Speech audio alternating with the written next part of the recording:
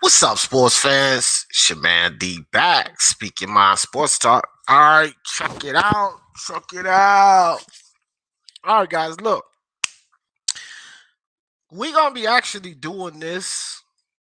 We're gonna have this live, and I thought it was pretty interesting, right? Um, you got people talking pound for pound and who deserved to be here, but these lives I want to go over and uh I gotta be honest, guys. I only started from 115. And shout out to Intangible. What's up, bro? Uh I I had to study at 115, 118, and 122. So I'll keep it real with you guys. I actually had to do some research on this because I don't really know the lower weights like that. After you get past 130, I mean 126, I know a little something, but I'm not really, more informed from 30 and up. Once you get to 30, I'm not really as informed there. So to get this live done, I actually had to go look up some shit and read some shit and everything else and kind of look at these guys. I know some of the guys, but I didn't really know their resumes, who they'd fought, so forth and so on. But as I was looking at this, we're going to do from 115 all the way up to heavyweight. I'm not messing with the 105s intangible. No. I already see a tangible, fresh, smart, uh, Pradasbury. I don't even know how to say that name. And yeah, Methonian. Yeah, so Methonian. Nah, yeah, I know none of those guys intangible. Not none of them. Kyle Gucci at 108. I actually do know about Kyle Gucci. Yeah, the rest of them I lost, though very inactive. Yeah, so I didn't even touch on those because I don't have a fucking clue, and I don't have a problem admitting that I don't have a clue. But what I did, guys, is we're going to go from 15 to heavyweight. Definitely not going to do it in one day.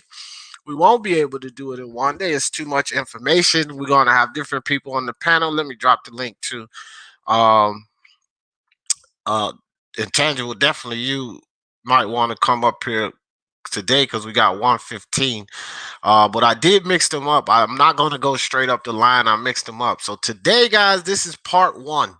We've actually already put all of this together, and it's going to be a 5-day total series. We're doing it in 5 different days. This is part one. Today, we're going to be talking about the 115-pound division, the 140-pound division, and the 168-pound division. And we're going to be talking about our opinions, guys. No one is right or wrong here, but we're going to be giving our opinions. Everyone who jumps on the panel will start with one weight class and go through.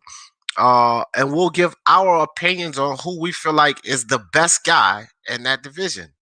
Let's kind of get pound for pound out your mind. Let's get how many titles they're holding out your mind. And remember, this is opinionated. And I want to get you guys' idea on who you believe the best fighter is, the best 3 fighters, I'm sorry, in these particular divisions. So it's a lot of material to cover. And today we're going to do these 3 weight classes. Okay, we're going to do the 115 division for all of you guys that maybe like me, super flyweight, 140 super lightweight, and 168 super middleweight. That's today. Monday is going to be 118 bantamweight. No, you will enjoy that as well, Intangible. I got something for you on every one, Intangible, besides day 5, because 115, 118 bantamweight on Monday, super featherweight on Monday. So I know you'll love that one, Intangible, because we got bantamweight and super featherweight on there. And then we have cruiserweight. Tuesday is going to be super bantamweight, super welterweight, and light heavyweight. Wednesday, we're going to do featherweight, lightweight, and middleweight. And then we'll cap it off Thursday of next week with welterweight and heavyweight. So today we're starting with these 3 divisions: super flyweight, super lightweight, super middleweight. Let's get it in.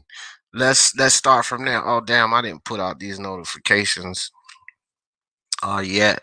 Give me a second, guys. I'm gonna check, give some shout outs, and See who's in the house. Give me one quick second. Forgot to put out these notifications. Love you, babe.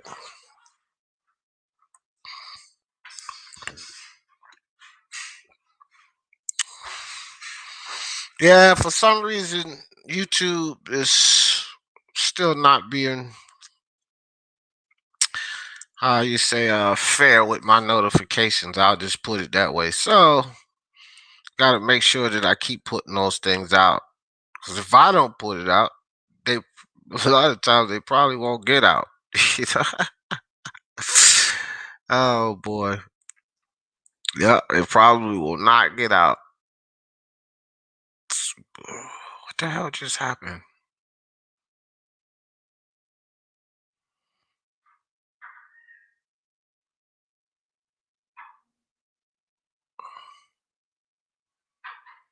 All right, give me a second, guys. Sorry about that.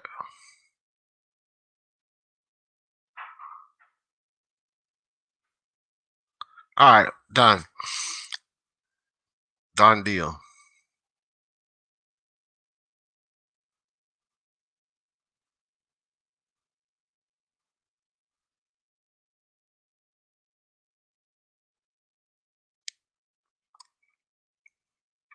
All right, let's get it. Let's get it. Sorry about that, guys. Sorry about that.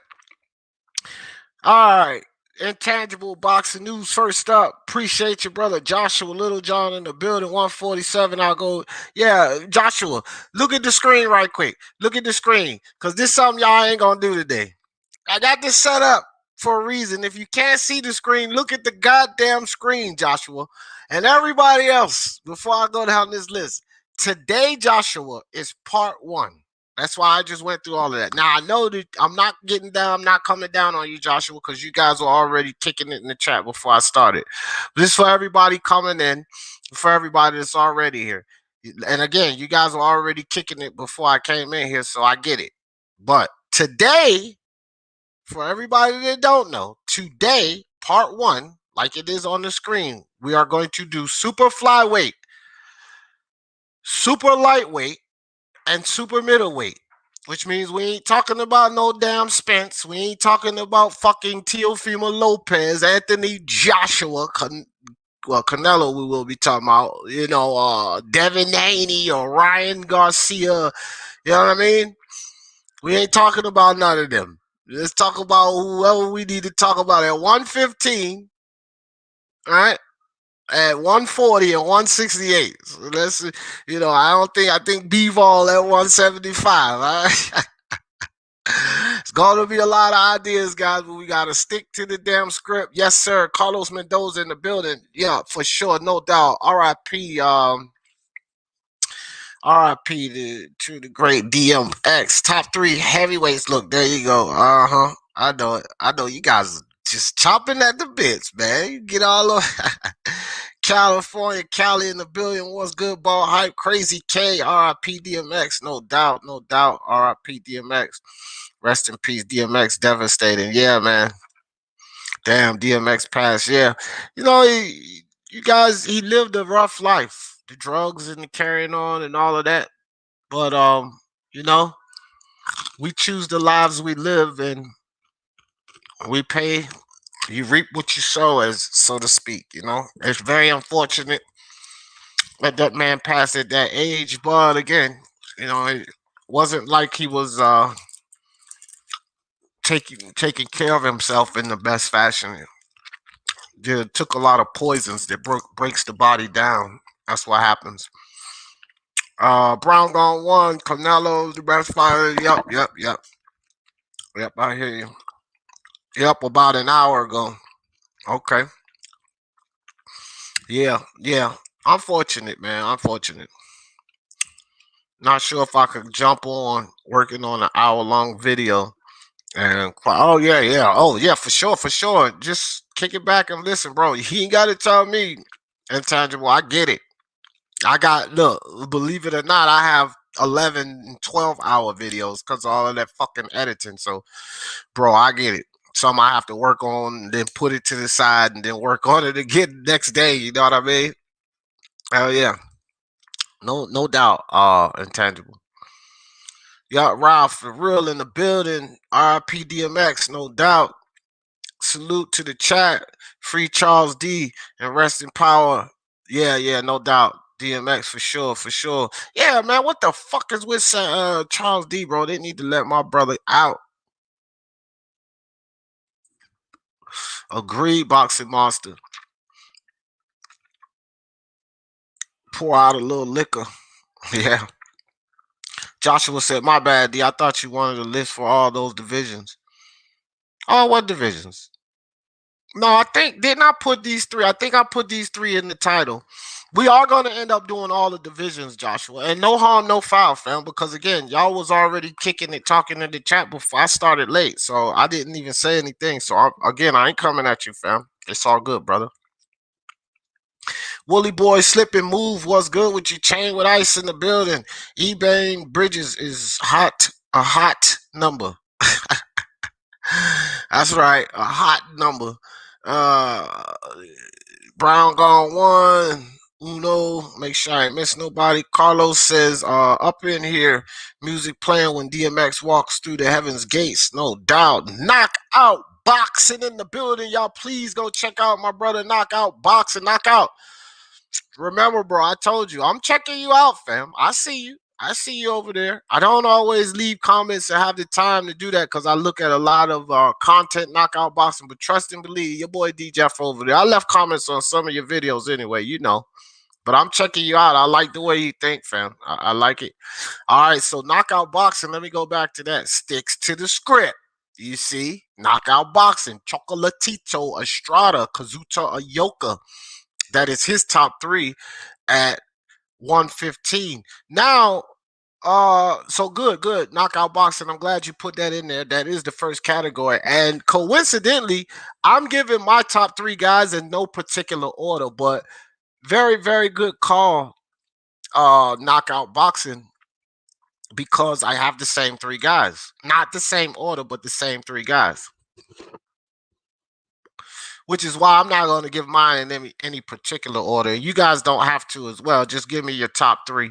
Or if you would like to do an order, that's fine too. I think in some of these weight classes, as I was looking through this stuff, it's really sticky.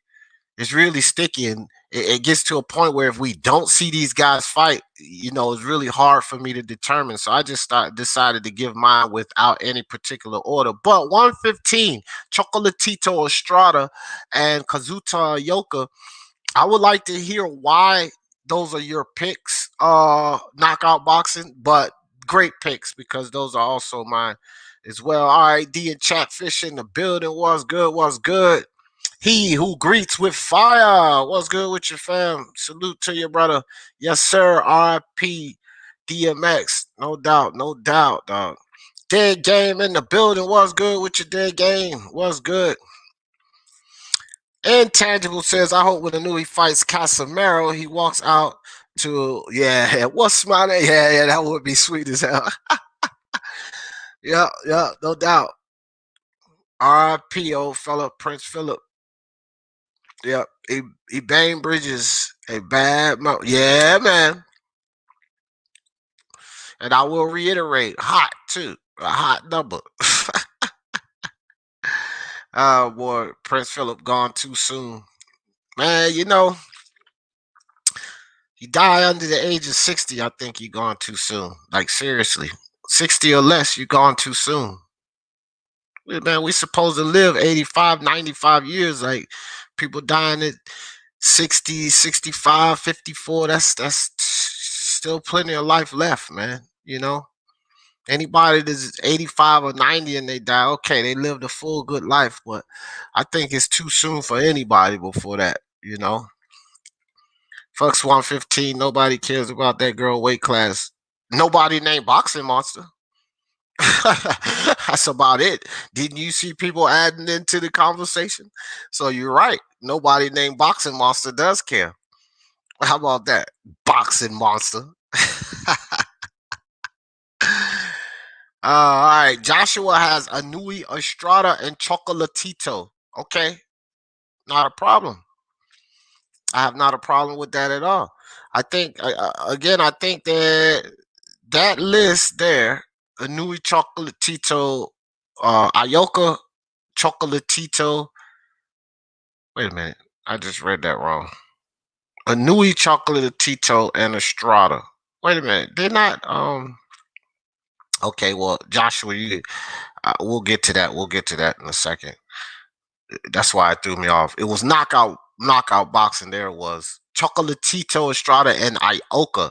Yes, yes, yes. Joshua, that's a good list, but I don't think Anui should be there. All right. Prince Philip died at age 99. Good long life.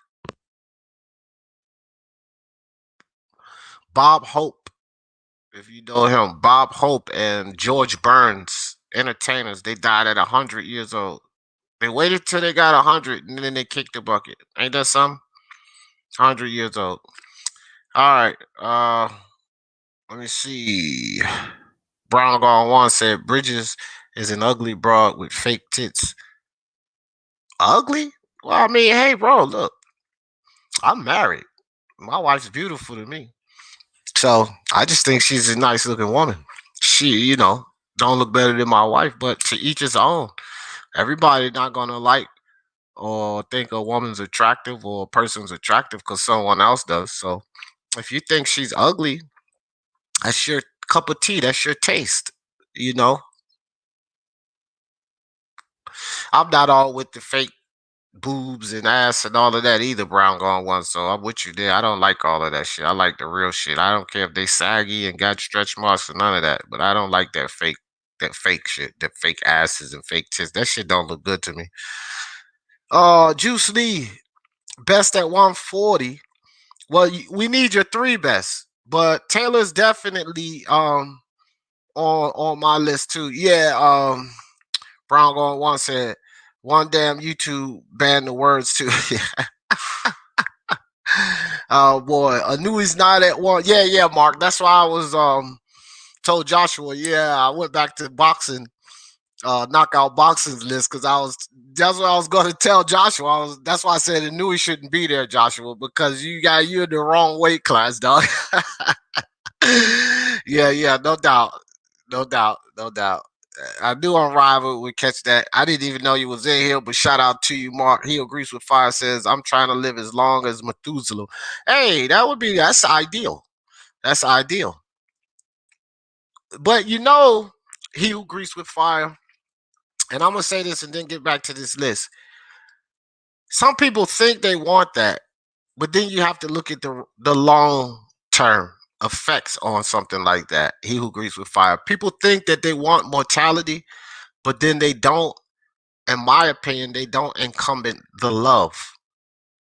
He who greets with fire. If you were to live that long, here's something you have to think about. And I don't think that a lot of people contemplate this. They just want to live life long. If you did live as long as Methuselah, he who greets with fire, and everybody else, we just live in everybody that you would watch them die. And then in the next generation, everybody that you know and meet, you would watch them die, and so forth and so forth. Because if everybody else is only living to 80, 90 years or so, you're going to watch family, friends, wives, children die. You will consistently watch that time and time again. A lot of people believe that they would want immortality, but you would probably want it with some of your loved ones too, especially if it's a wife. You know, how many wives would you truly love and be willing to sit back and watch die off? So some things people need to contemplate. Yes, Anui is at bantamweight. Yes, he slipped up with Anui. Everybody caught the Anui thing. Yes, it was just a mistake.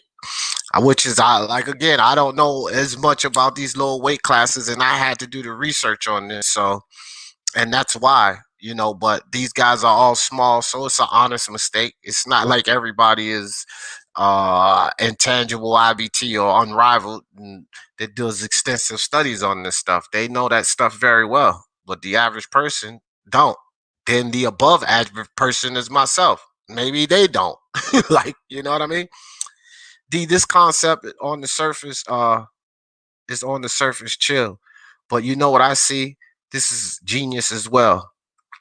I appreciate that, Mark. Mark, you rubbing off, fam. Like these ideas that I come up with, you rubbing off. You know, you talk to me. I'm always talking to you on the goddamn phone, and I'm like, yeah, okay. So it's starting to rub off. He said this will lead to YH. He is, yeah, yeah, for sure. It will. It will. Fake ones are nasty. I don't know if I dropped the link in the chat, guys, but let me drop it in the chat too, because um I'm gonna follow you guys' opinions in the chat. I would like some of you guys to get up here and talk about it too. Raquel Miller is a snack, indeed, indeed, indeed. Fish, Lisa. All right, everybody saluting, everybody saluting. All right, guys, I'm having technical difficulties right now, which is why I'm stalling out. If y'all didn't know that I'm stalling out, I don't know my computers. I don't want it to shut down. And right now I'm fighting it. I got to get another computer already. I just got this one like a year ago.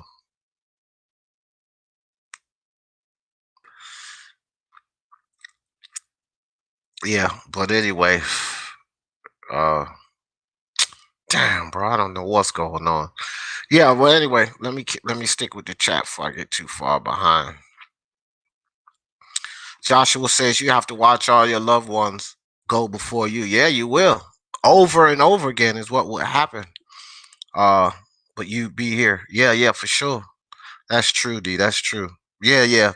I mean, it's ideal and understandable for someone to want to live on and live on and live on. But I don't think like a lot of things that we want in life, which this is why I'm starting to power the mind back up. But a lot of things that we want in life, we don't a lot of times contemplate repercussions, consequences, or side effects of what it is that we think that we want. You know, a lot of people think they want a lot of things, but it's the ego controlling that. It's the ego telling you you want this, and you never really contemplate or look through it.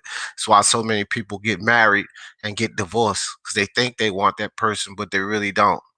They want a mate, but that person ends up not being the type of mate they want. So friend or family is need is pain in the ass. Well, you live on, fish, live on.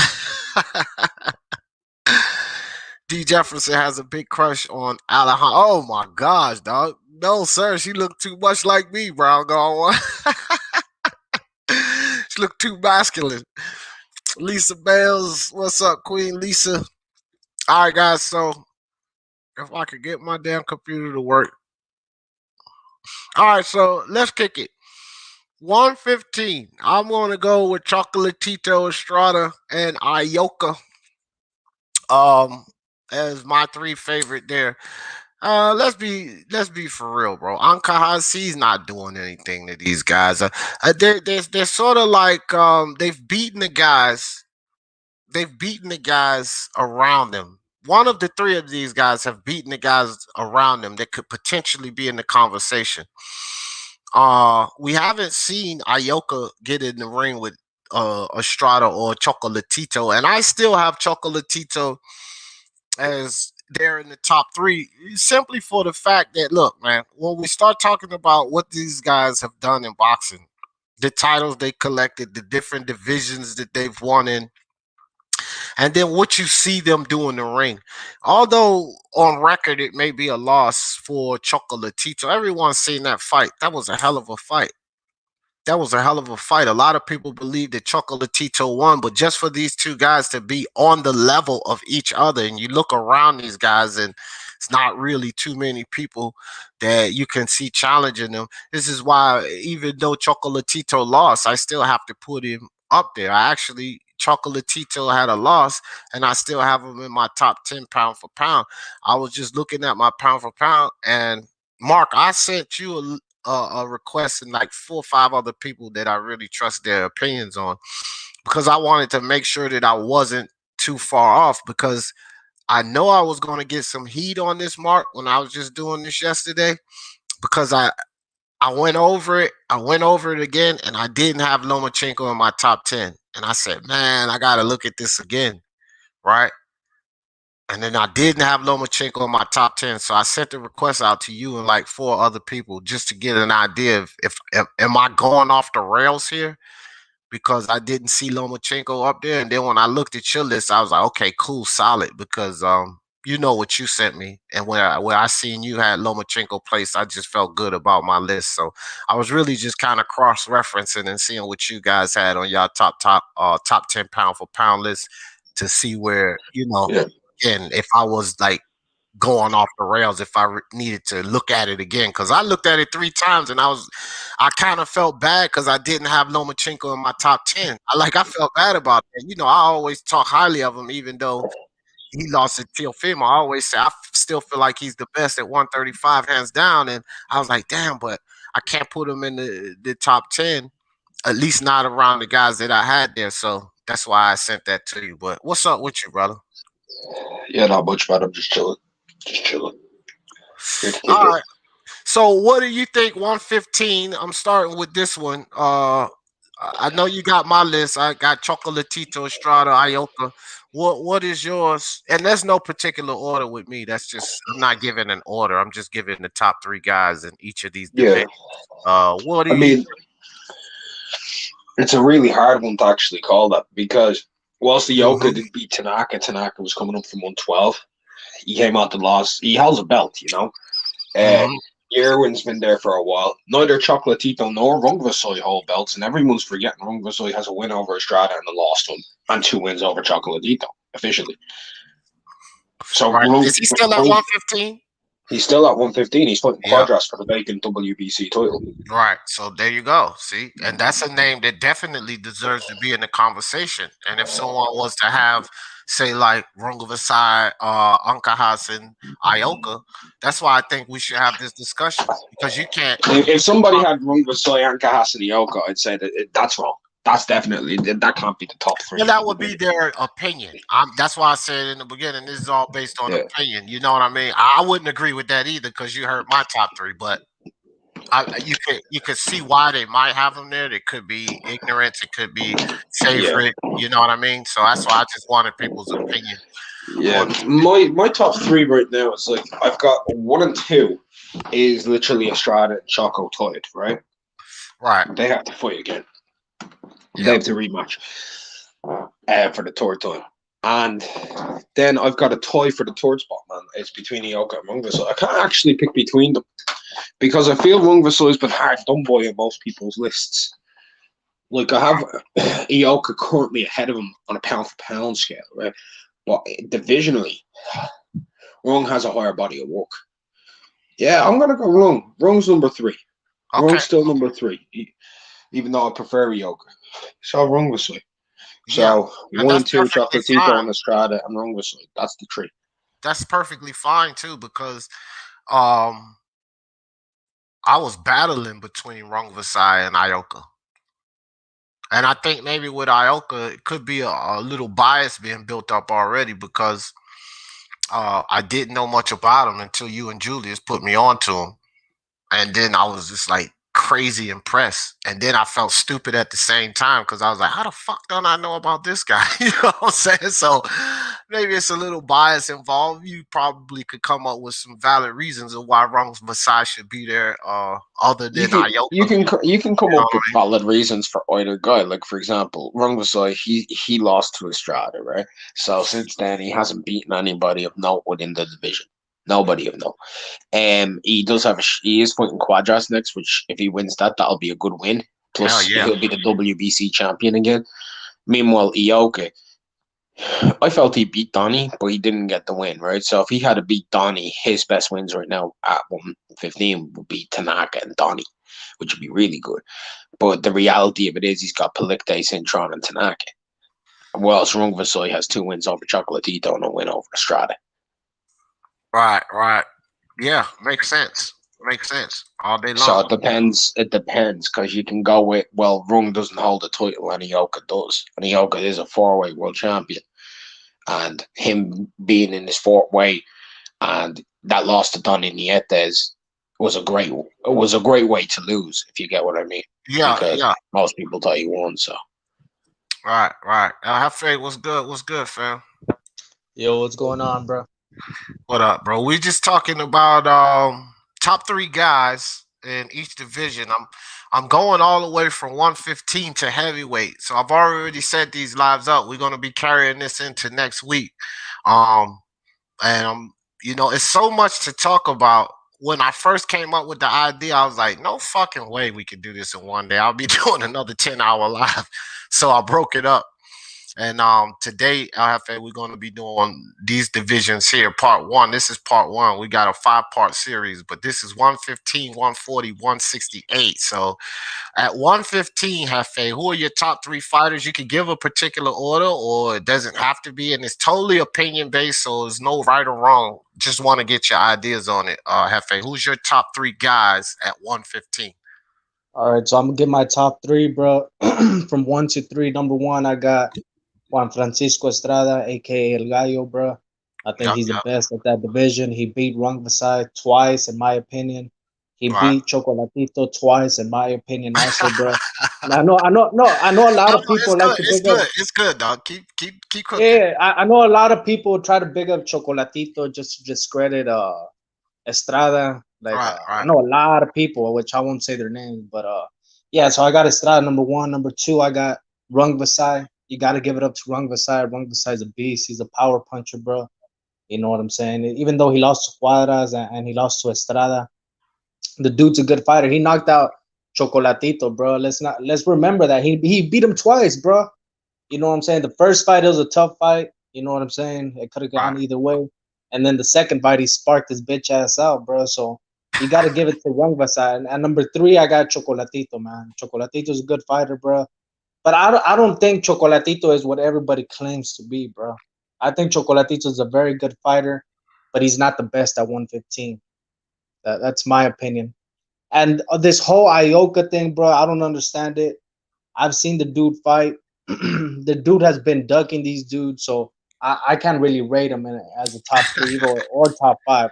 That's Yeah, just no, my that's opinion. cool. That's cool. And again, this is all opinionated. Your top 3 is actually a good list. So you know what I mean. I don't think that.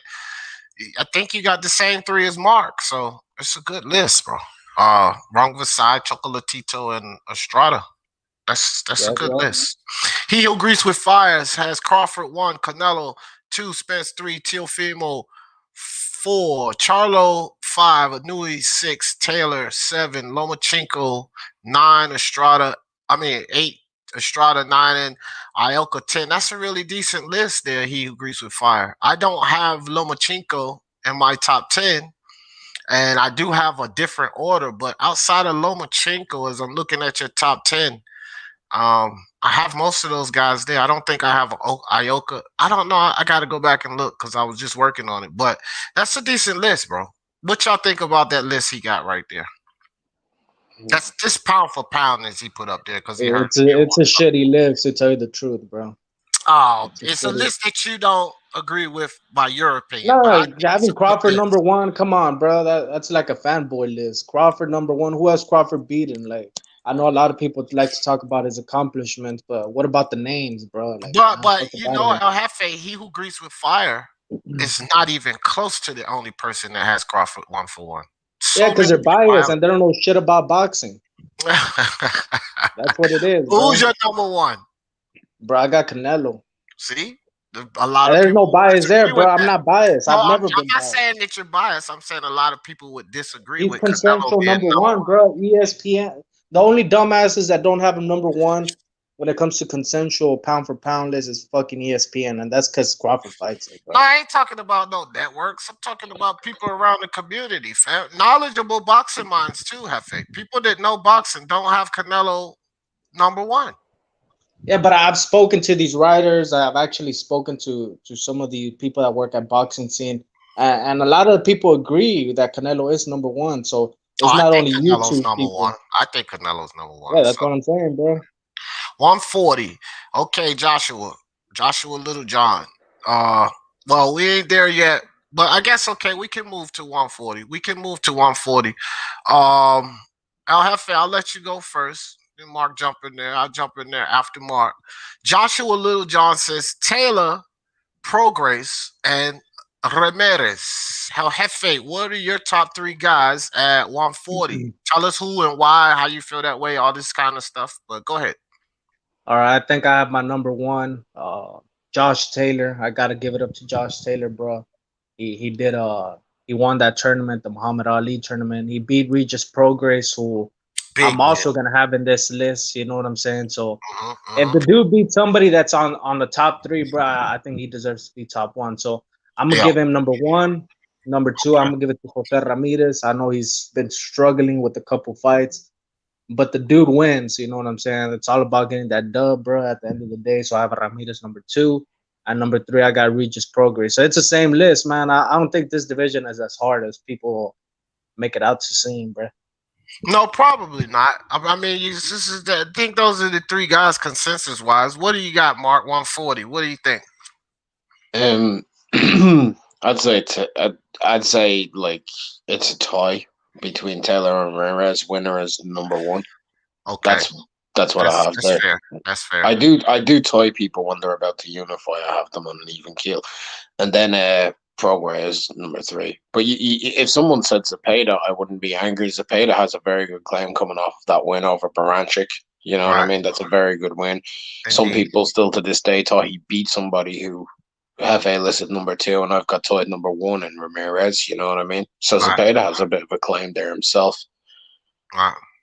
Right.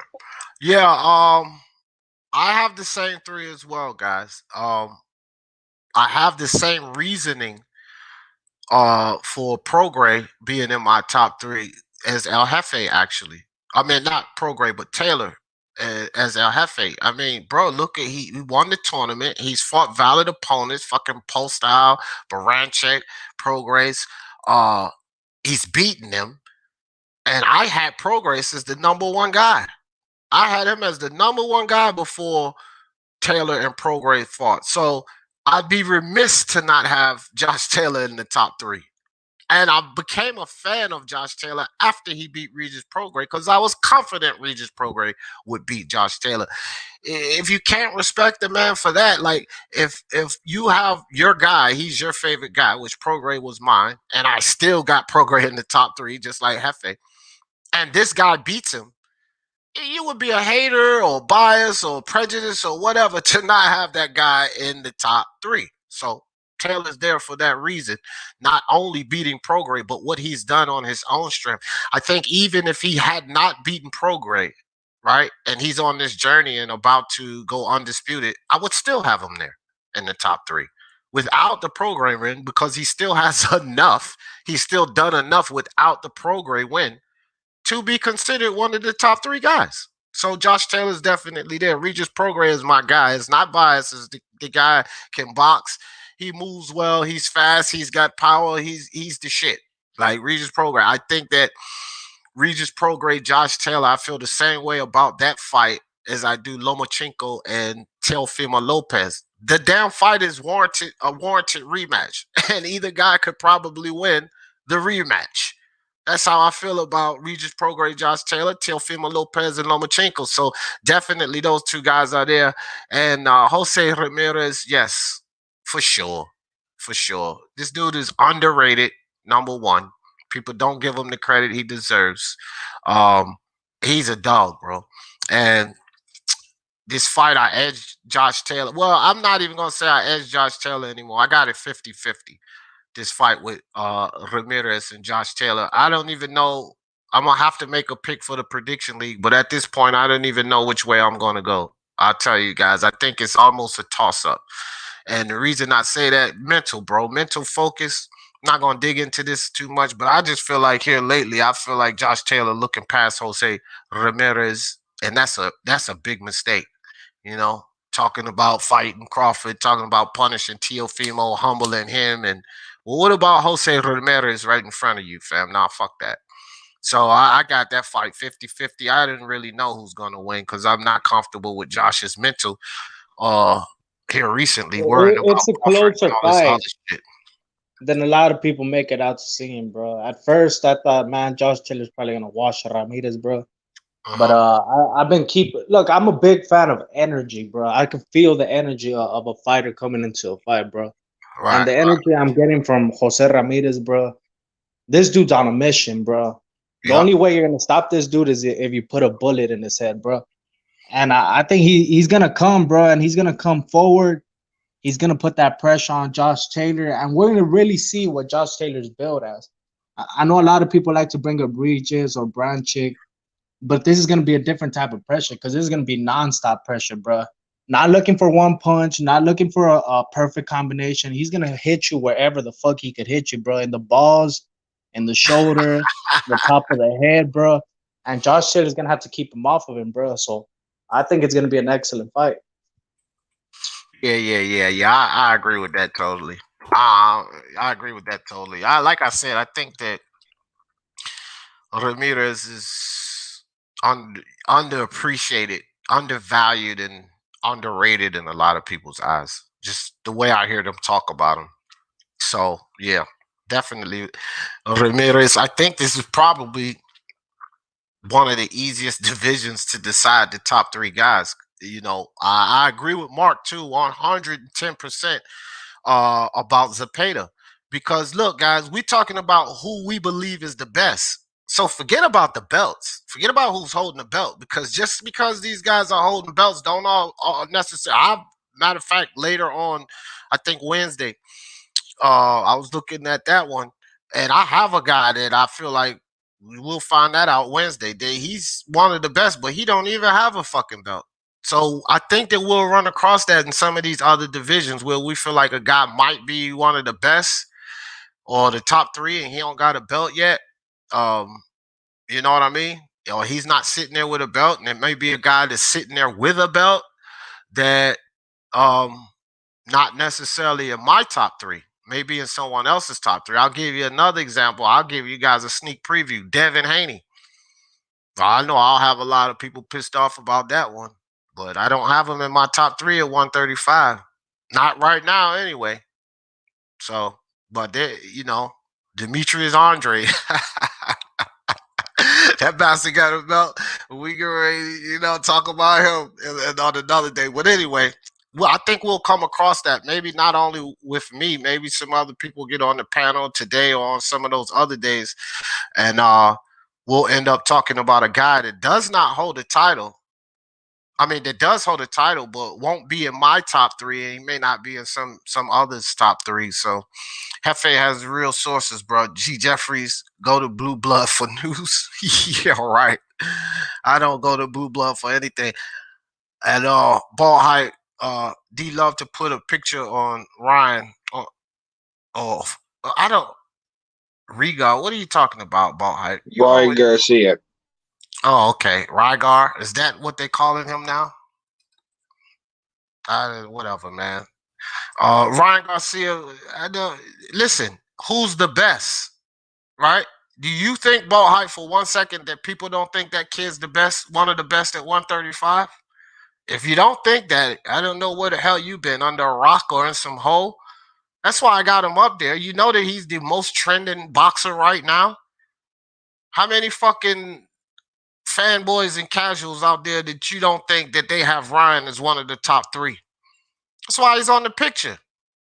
Tony Reviews, where's Tony Reviews? Let him come in here. I bet you he'll have Ryan top three at 135. Ball Hype, you got a lot to learn about boxing, fam. I'm telling you that shit right now. I could tell by a lot of the comments you make. You stay over here.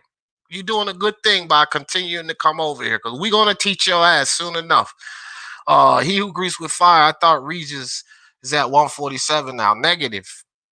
He getting ready to have a fight at 140, ain't he? Taylor Ramirez Zepeda 123. That's cool, Monster. That's cool. Mark and I was just talking about that. And yeah, look at what he did with Berancic. So,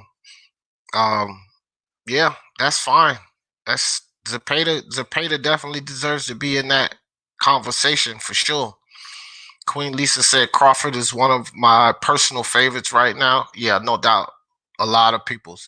You could make a case for Regis won his fight. Yeah, you could.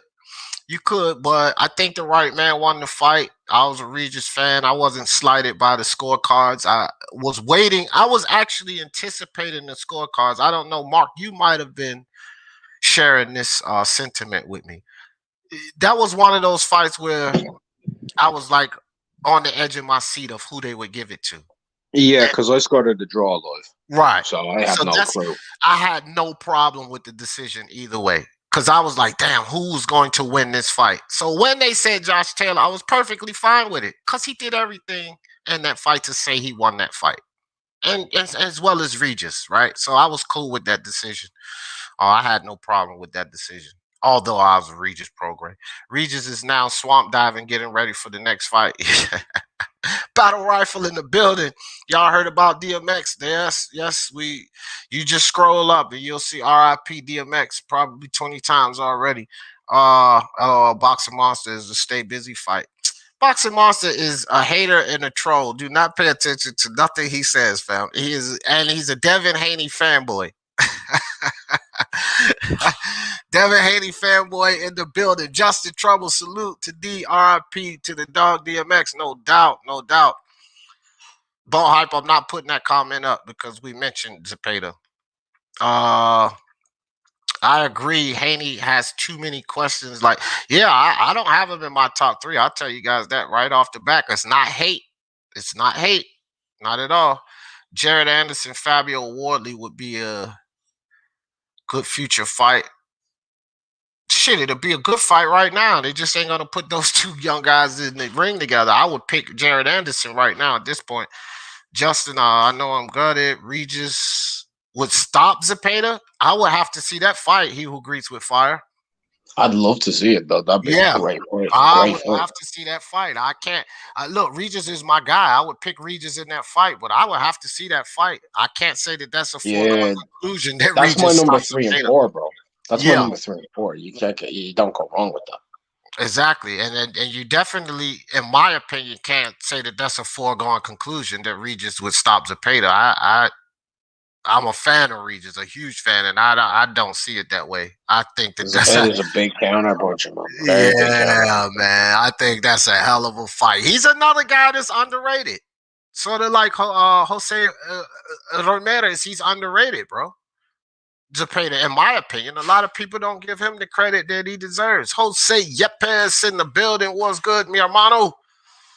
Jeff, what's good? He said, I agree, Joshua. Yeah, with Haney, yeah, for sure. All right, guys, that's I was just making sure I kept up with the Regis got his ass whooped by Taylor. Please. Nah. Stop that. Jose, man, what's wrong with you, dog? No, he did not. That was a hell of a fight, dude. That was a hell of a fight. The Zepeda family name can be traced to the Spanish islands off the coast of Africa.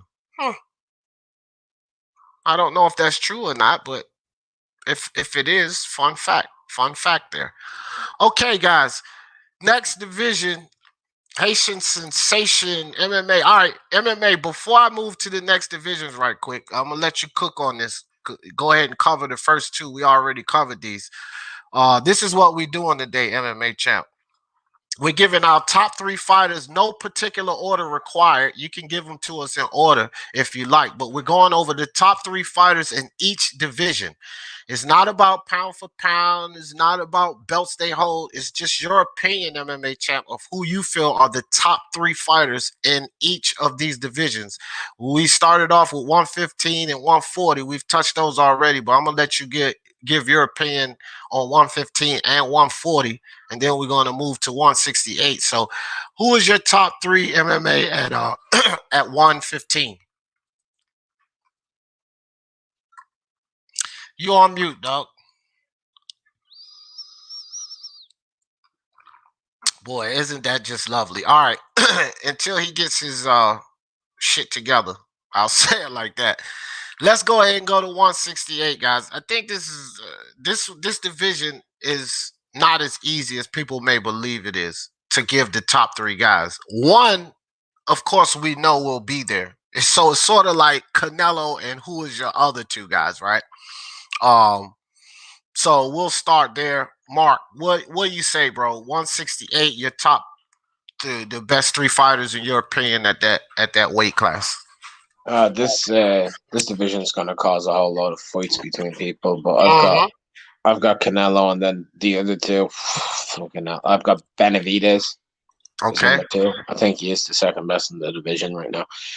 And man, there's so many names that are flying to head, all the way from like Bectamir. Saunders, Plant, Ryder, fucking Yeah, it's a bunch of what's guys. it?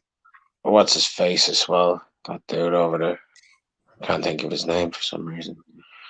Um,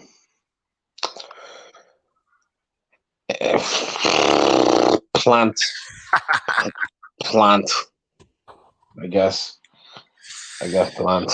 Yo, I'm back. Okay, you know what, man? Let me tell y'all something. You MXBC motherfuckers, man. That yo. Do you know that I sat here for about 15 seconds like MMA chant, what's up?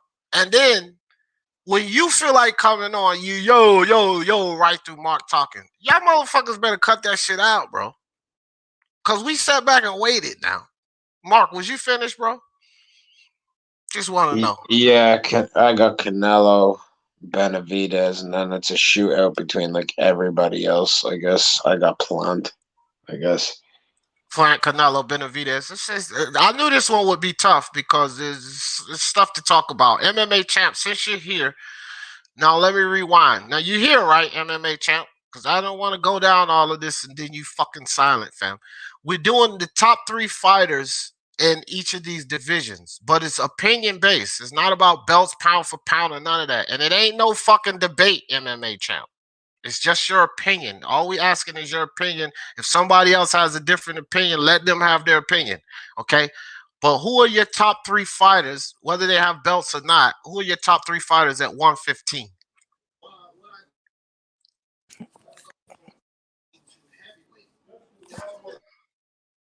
For the love of God, dog, I'm getting ready to kick you off this goddamn panel. You slowing down my discussion, MMA champ. Hey, let me go, bro. I'll go. Yeah, go ahead. 168, El Jefe. He got one more time, and his ass is gonna be off this goddamn panel. I'm not for that shit today. Go ahead, Hey, Jefe. give a young prospect another chance, bro. I just gave him another chance. That was Oh, chance okay, number okay. 2. Three Let strike me that let me say my motherfucker top out. three. Okay? Yeah, okay, go ahead. Get your 168. Don't worry about my panel. Go ahead. All right. At 168, bro. Of course, you got Canelo number 1. But then after Canelo, this is where it gets kind of Tricky. hard, bro. Yeah, Dicey. it's tricky, Yep. bro, because these dudes don't fight each other. A lot of them are fucking bum bashing and shit, like Caleb Plant. But I'm gonna go Billy Ho or Billy Joe Saunders, Okay. number 2, and for number 3, I'm gonna go Benavides. Yeah, but And sorry about that, bro. I'm just going off Benavides, just the potential, because I don't know Yeah. yet, bro.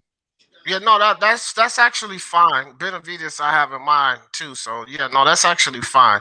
MMA champ. This You your said last chance. 115. Hold on. This is your last chance, fam. Because if not, if you do this shit again, I'm going to kick you off. Now, I'm gonna say this spiel one more time, dude. We are going over the divisions. This is an opinion-based thing. It's not a debate. If somebody has a different list from you, it's cool. I just want your opinion on who you feel the top 3 guys are in each of these divisions, whether they have a belt or not. It's just your opinion on who's the top 3. Zapata was one person's top 3, and he doesn't even have a belt at 140. So, starting with 115 MMA champ, who are your top 3 fighters at 115? Estrada, Chocolatito, Rungvisai. Well, okay, we had that list. Now break it down to us why you feel that way about these guys. Well, Estrada controversially beat Chocolatito. He beat what's the name? Wrong for Quadras. side. Oh, Um Quadras. Okay, yeah. Also, he's a unified champ right now, so that automatically puts him on top, in my opinion. Then we got Chocolatito, who has wins over, Estrada himself, and Quadras, etc. Alongside, and the wrong side beat both of them, both top guys. That's why I have in that order. So All yeah. right. No, that's a good list. And earlier, before you jumped on, Rung Vasai and Ioka was mixed in the top 3, right? I had Ioka. Few people have Rung Vasai. So Rung Vasai, Chocolatito, and Estrada has and Ioka has basically been in the mix at top 3. So that's a good list. How about 140 MMA champ? Who are your top 3 guys at 140?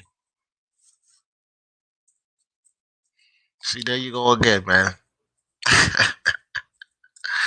MMA champ, 140.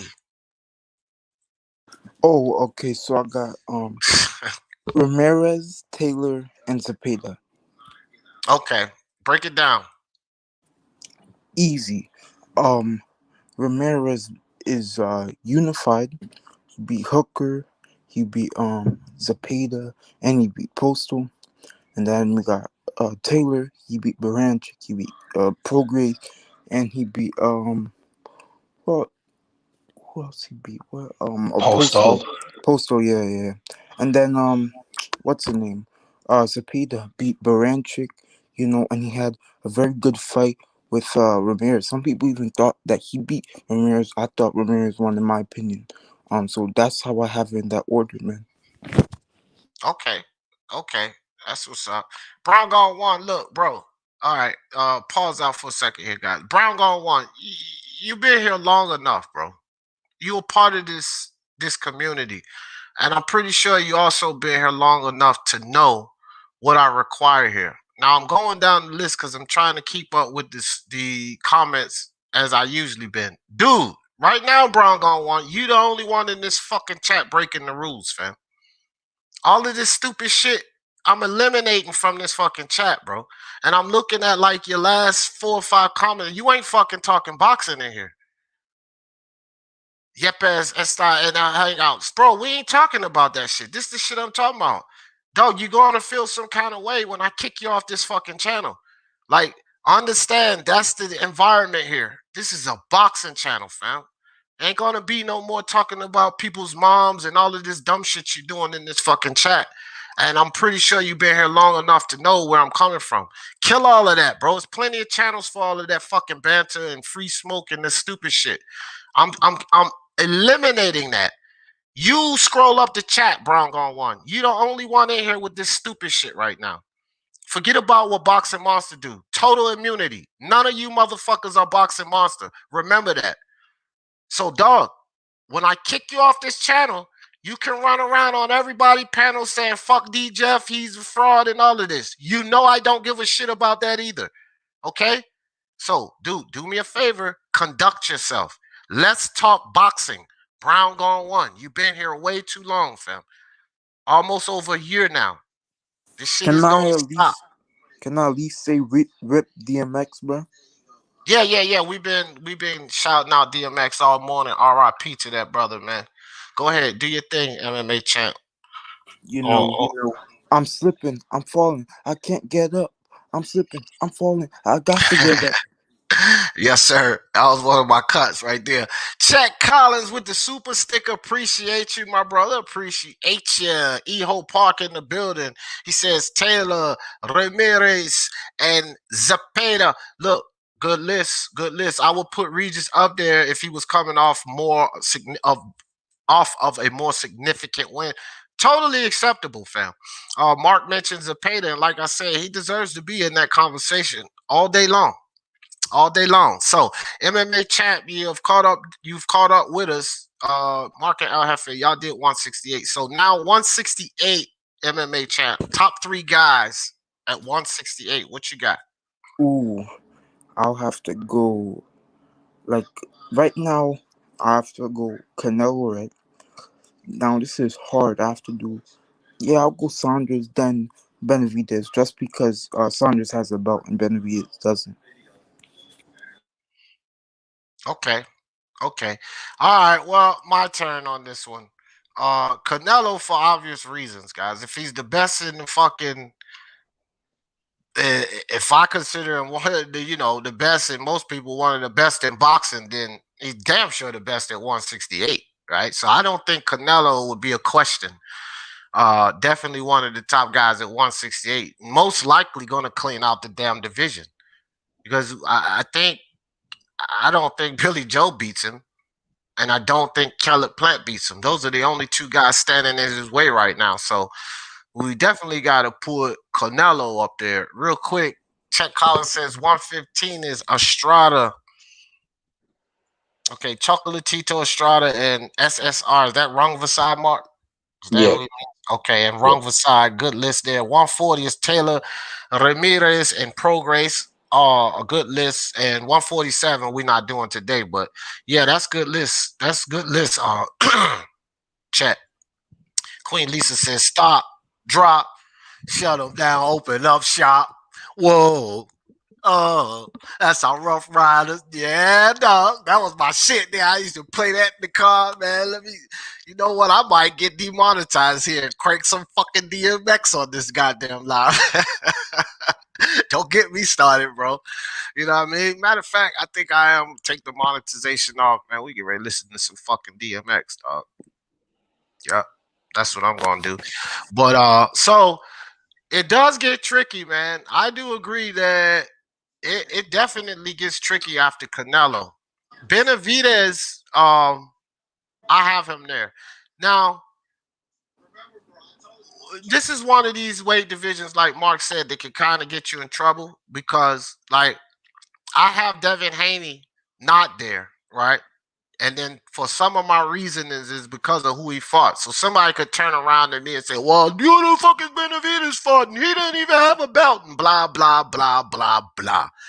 Here's the thing, man. Uh, Benavidez has an important intangible that Devin Haney don't have, and I think that is significant in boxing unless you have like a super superior skill set, which Devin Haney still has a question there. Power, bro. He fucking lacks power. With Benavidez, we know he has power. He has hand speed. He has length and height dimensions, and he can fucking box, right? It's not like he was beaten for his belt either time. He had to relinquish the belt because he broke the rules. So I definitely have Benavidez in the top three with Canelo. Here's where it gets real saucy. Plant, Billy Joe Saunders, you know, these guys like that. Um, I hate to stick to the narrative and go with the guys with the belts, but I might have to pick Caleb Plant here. But I will tell you guys this. Here's somebody else that I contemplated, put it in my top three, even though he lost, because I think that it's a good shot that he beats Caleb Plant and Billy Joe Saunders, and that was Callum Smith. I, Yeah. I thought it is a good chance that he could beat either of those guys, and I was kind of on the fence with Callum Smith and Caleb Plant on who I would have in this top three, and I didn't really want to, like I said, follow the script and go with the guy with the belt. But I'm gonna tell you guys right now, it was a dead ringer. Like I was on the fence with Callum Smith and Caleb Plant. I think I went with Caleb Plant because I just feel like he moves a little better. And that was simply all his movement.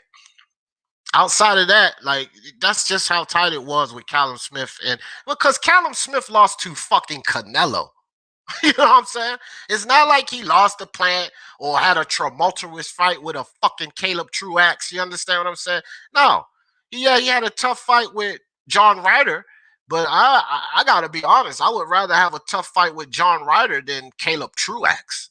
You know what I mean? So I was on the fence with Caleb Plant and Callum Smith. Um, but you know, Caleb Plant gets up in there for me. David Benavidez and Canelo definitely in the top three. I think David Benavidez beats them all. Not Canelo, you know, but I think he beats them all. So those are my top three. And remember, guys, if you disagree with me, that's fine. This is not one of those things where I'm going to come down on anyone today because this is opinion based. I want you guys' opinion. But my opinion is definitely Callum Smith.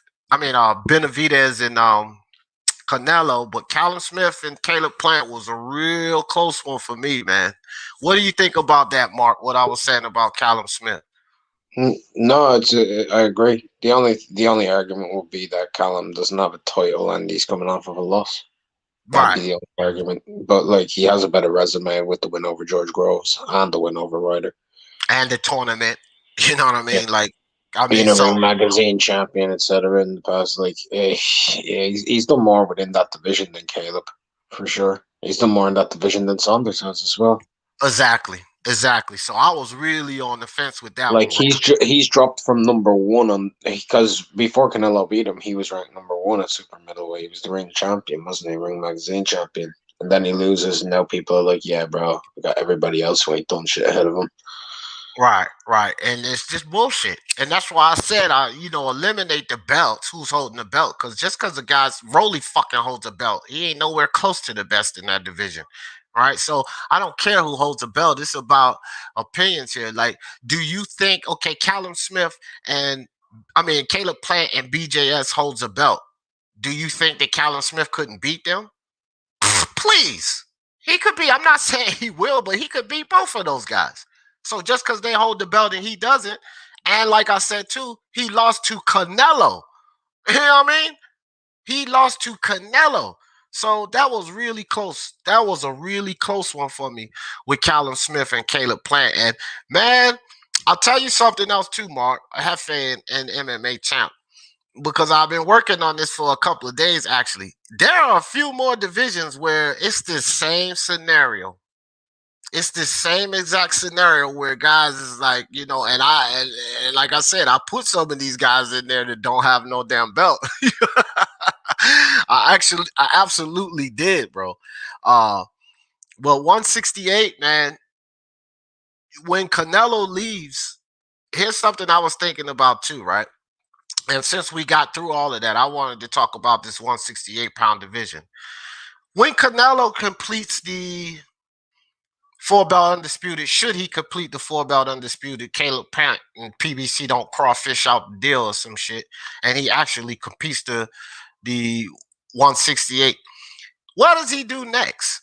Does he defend those belts against David Benavidez, which everybody wanted to see him fight anyway, or does he relinquish the belts and try to go compete at 175 or do something else, right?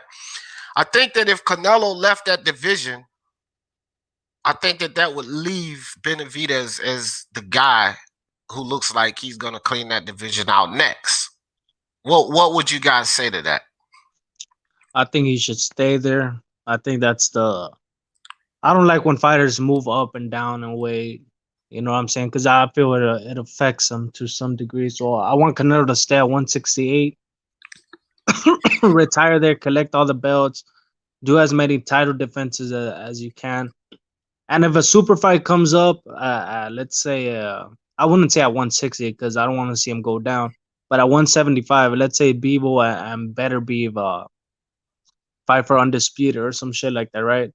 I wouldn't mind him going up and fighting that dude, then coming back down to 168. That's what I want him to do. Now I And said this. Oh, go ahead. even all the 168 pounders are gonna move up. Andre's gonna move up. Charlo's gonna move up. Who else is there, brother? Like 160 is dead, bro. But I think what he's gonna do is because he's gonna sign to PBC after Matchroom. He's gonna sign PBC a 2-fight deal. He's gonna fight Plant for undisputed, then fight Benavidez. Could be. I could see the PBC trying to lock him into a 2-fight deal, and I don't see why Canelo wouldn't take it if it incumbents cleaning out the division. So could something like that could happen? What you think, Mark?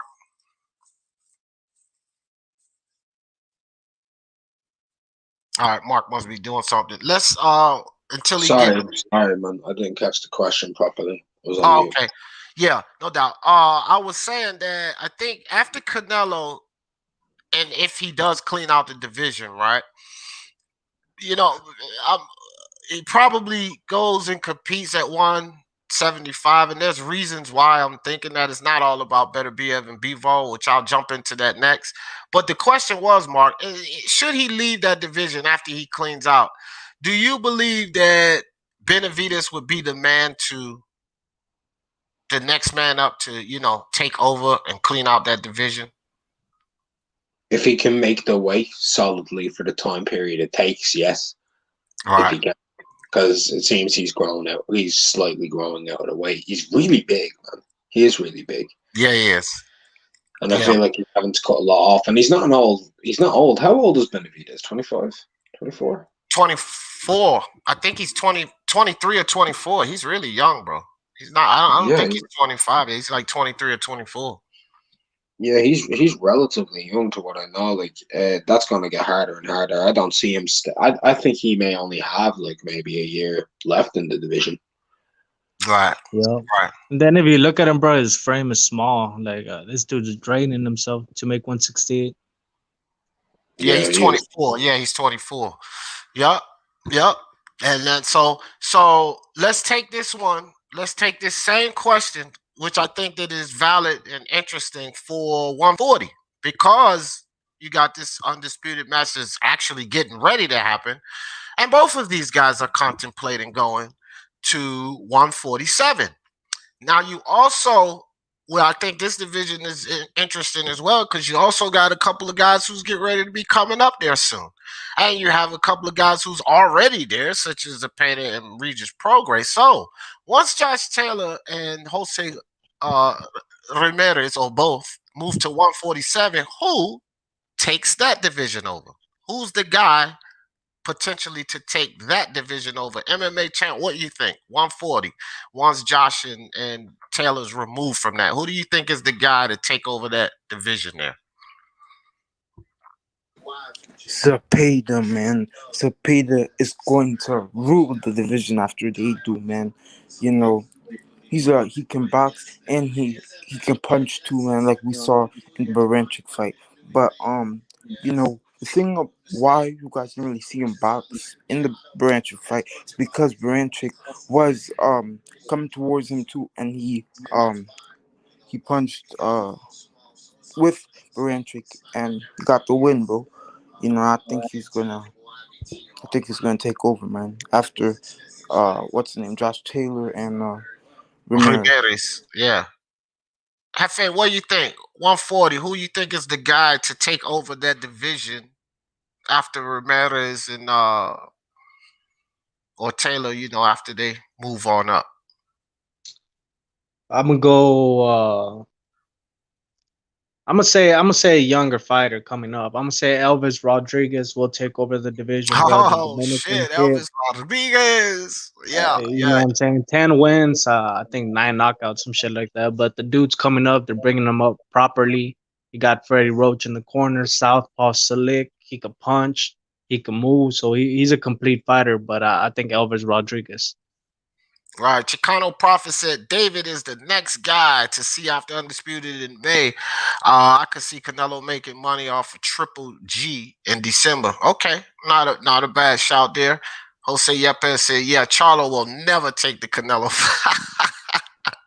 It looks like that, don't it, Jose?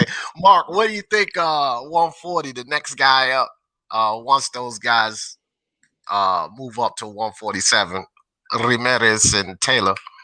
It's a really interesting situation because Isn't it? all the belts are going to go everywhere. Right now, we have final eliminators going on. Let's say the winner just moves up. That means Catterall's going to probably pick up the WBO, or maybe he'll end up fighting somebody who's heavily ranked in the WBO for the vacant. Yeah. I don't know if they'll elevate because he's mandatory, so it'll probably be Barbosa versus Catterall. And in that case, I think Barbosa may get the WBO. Whereas with the IBF, we have like eliminators going on. Jukumboyev is fighting Matthias, and Jeremy Ponce, he's fighting Lewis Ritson, and the winners are going to fight each other for the final eliminator for the IBF. So whoever wins between Jukumboyev and Matthias and Ritson and Ponce, they're going to be there for the IBF.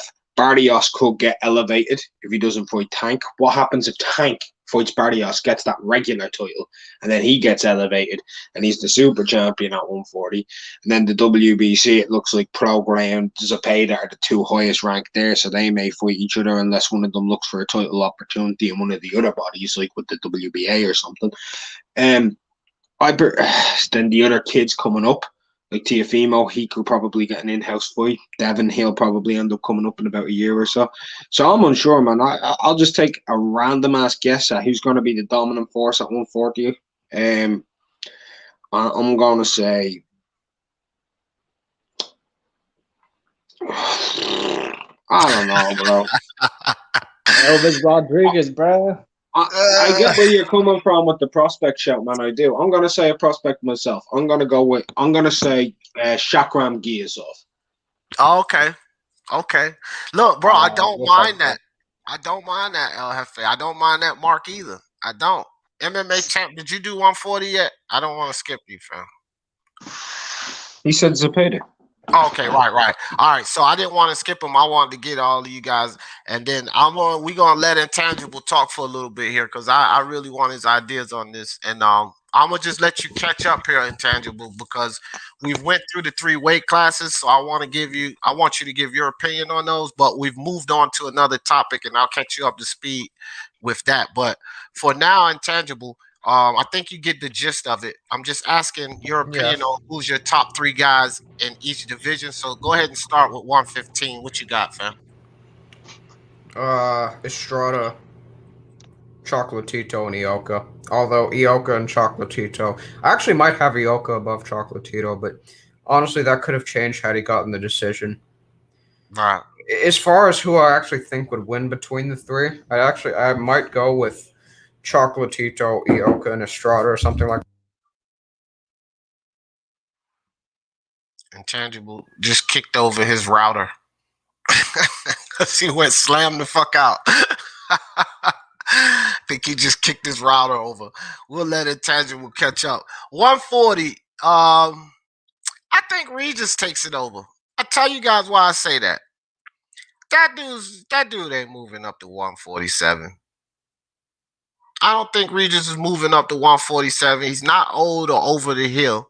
He hasn't really taken a grave deal of wear and tear. I mean, his most tumultuous, tough fight was with Josh Taylor, in my opinion. He's pretty much beating the hell out of everyone else. And I think that he's one of the best. Zepeda MMA champ was a good shout. I would like to see those two guys get in the ring, like Mark said. But my idea is going to be my guy, Regis Prograis. And now here's something tricky because we got to pick one, right? But you guys did talk about prospects and guys moving up. My even pick with Regis Prograis, y'all should already know. Teofimo Lopez. I believe Teofimo Lopez can come up there and take that shit over, fam. You know? So, but again, I Yeah, only that's fanboy talk, bro. That's fanboy talk. Come on, let's be real. you got win, you got win. Get the win out of your fucking mic first and then talk shit. God damn, I ain't hear nothing Wait, but win. you hear me, bro? Yeah, we can hear you now. All I heard Oh, was hey, bro. What I'm saying is that Teofimo Lopez, I don't think he's gonna do as great as 140. And I'm not trying to debate you or nothing, but I don't know, bro. I don't see it. I don't see him having that size advantage that he has at 135 with the 140 pounders. But go ahead. no, he won't have the size advantage, true. But he got plenty perfect size for 140. That's the thing. No, he don't have the size advantage that he had at 135, but I will tell you this, he's damn sure more proven than Elvis Rodriguez. So if you can fathom him taking over, then you should damn sure be willing to Elvis open yourself up. Rodriguez is. Hold on, Hefe. Did I cut you off? Don't start that shit here. All right, I ain't cut you off. Just let me. It's opinion based. Only thing I'm saying is with Elvis Rodriguez, you said yourself. I know he's a prospect. I know he hasn't proven I'm it yet, back now. but that's just how you feel about it. Cool. Nobody gave you any heat about that. So when I talk about a Teofimo Lopez, who's already struggling to fucking make 135, who should be at 140 already, who's already beating Lomachenko, Nakatani, who could fight at 140, Richard Comey, who could probably fight at 140. It's reasonable for me to say Teofimo, especially if you would say Elvis Rodriguez. No one Can I gave you break heat it down? for Rodriguez. Yeah, go ahead. No, let me just speak my mind, sports talk or whatever, right? I Hey, got. All right, hold on, wait, wait, wait. Intangible. Let him talk, But and then let me we'll let just you say jump this, back in bro. there. Teofimo Lopez cannot fight as a small man. That's the reason why he said, I don't want to fight no more tall fighters when he fought Nagatani. He gets All right. away with fighting as a big man, 135, because he's much bigger than these dudes. You know what I'm saying? He might not be as tall, but you know what I'm saying? His style of fighting is for a tall dude, a tall dude that has long arms. That's a style of fighting. I don't think he's built as a come forward smaller fighter that has to cut the ring out, bro. That's why I don't see him excelling at 140 and 147. But that's just my opinion, bro. I'm speaking my mind, sports. All right. So, Intangible, you are back, right? You good? Yes, I am. I got interrupted. Now 140. Yeah. Taylor, Ramirez, Prograis, and 168. Cannoli. Uh, Plant and Benavidez, I guess, are my top three. I don't. It's hard to determine 168 because all the champions aside from Canelo are fighting absolute no hopers and journeymen. So it's hard for me to really determine whether it's hard for me to really determine the top three there. I mean, Canelo's number one, and then there's everybody else. Maybe I'll have Callum Smith at three. Well, I don't actually. I don't know. I think Callum Smith's going to move up. I think that's my top three for now. Okay, now this is funny, and you gotta be trolling Sergio. I hope you trolling, but Sergio says I got Gary Russell Jr. running the 140 division. Man, I hope you I trolling. think he needs Antoine, bro. Gary Antoine Russell, the Oh, 140 yeah, pounder. yeah, I don't see You know either what? Russell. You know what though? If it wasn't for like activity and the way he'd be managed, I'd say that's a possibility. He's a good fighter, bro. He's a very, He's strong. Antoine Russell, yeah, Antoine Russell, yeah. very good. I think he's better than Gary, bro. Oh, really? Yeah. Well, hey, you okay? So he got the laughing emoji. So I don't know if he was joking or not. But hey, again, that's an opinion, and just like Mark said, with more activity could possibly be. I don't know. All right, intangible. Because you playing catch up. The next round of questioning that we were going through, if the main guy leaves the division, basically. So I'll break it down. So if Canelo completes the 4-belt undisputed, relinquishes the belts, goes up to 175, who is the next guy in line to run that division at 168? That's where we are now, intangible. I'll be honest, considering the fact that, and this is just the cold truth, looking at Benavidez and Plant, and I've stated this for a while now, they're the type of fighters whose entire careers will fall apart after one loss. Not that it should be that way, but I just have a feeling they will because they've been building themselves up to fight each other. And what's typical with fighters today is after they lose one fight, they're out of the ring for about 5 years. So it's hard to really. I'm not even going to really say those guys will take over. I'd say the next guy in line at 168 is a prospect. I'd probably go with Bektemir or Pavel Solyagin or someone like that. I think they're actually. I think. Pavel Sayagin, he's a good fighter, bro. If you haven't Who seen the him, go fuck watch is him. that, bro? I know, I but think- let him finish, I think- bro. He's a good fighter, though. I actually think the prospects there are the most skilled fighters at 168, aside from Canelo. I don't think Benavidez and Plant are bad fighters. They're obviously world class, but I do legitimately believe that guys like Solyagin and Melikuziev are going to take over once they're done. Maybe Janabek if he decides to move up. It's hard really to say. 168 does have good prospects. All right. You also have Idol Shabasanuli who's fighting in a few days. So Hey, you know who we forgot to Emma mention? Williams. G. Jeffries, Edgar Berlanga, bro. Facts. He's gonna No, take Edgar okay. Berlanga is a problem. All right, hold on for a second. Now, I didn't forget a goddamn thing. I didn't even contemplate Edgar Berlanga, okay? And I'll tell you why. I ain't seen this motherfucker do nothing but swing hard punches. Period. Nothing. Nothing else. I cannot assess Edgar Berlanga on nothing else but swinging hard punches. Not even punch placement. Because sometimes when he was swinging those hard punches, he was sloppy as fuck. I don't know what his chin looked like. I don't know what his gas tank looked like. I don't know what his footwork looks like. I don't know if he can set traps, if he utilizes feints, if he exercises a jab. We know nothing about this kid. So I did not forget about Edgar Berlanga, but I just put a video up about Edgar Berlanga. The hype train I saw that. is taking off. All aboard. I am not riding that train right now. So that's all I'm going to tell you guys about Berlanga. I have not bought a ticket. I am not at the train station, and I will not board that Edgar Berlanga hype train. I will not. Yeah, but he got that Mike Tyson aura to him, bro. Like, this No, he dude is a doesn't. knockout. No, yes, No, he he does. doesn't. Oh, Let me okay, hold on explain, for a bro. second. No, hold on. Before you explain this, I want to explain something because I keep hearing that dumb shit as well. Mike Tyson, first and foremost, was training heavily with what? Footwork with Customato. He was training heavily on a lot of things, head movement with Customato. Mike Tyson also probably had some of the best head movement then. We ain't seen no damn head movement from Berlanga. Here goes another thing. What about the fucking hand speed of a Mike Tyson? That kid is nowhere fucking close. I don't like this fucking Mike Tyson comparison because this kid got power. He is nothing like Mike Tyson. But go ahead, El Jefe. Yeah, something about Berlanga, he's very underrated. I think what it is he all his fights have been by Underrated. first round knockout. So you haven't seen him settle down into the fight, bro. He's rushing for the knockouts because he wants to keep that record. That record he wants to break. I forgot the dude's name. Ali Ramy. Yeah, he wants to break his record, bro. So you can't really judge Berlanga for that. You got to watch his amateur film, bro. I've been watching Berlanga for over 3 years now, bro, since he turned pro. And Berlanga is the truth. He has power. He has punch placement. He can go to the body. He has a good work ethic, bro. And the dude's a superstar, bro. Like he was hanging out with Snoop Dogg. He was hanging out with Lil Wayne, bro. The dude has everything going for him, bro. I think that's a future star. Yeah, let me say Okay, this. hold Actually, on, MMA champ. Hold on, MMA champ.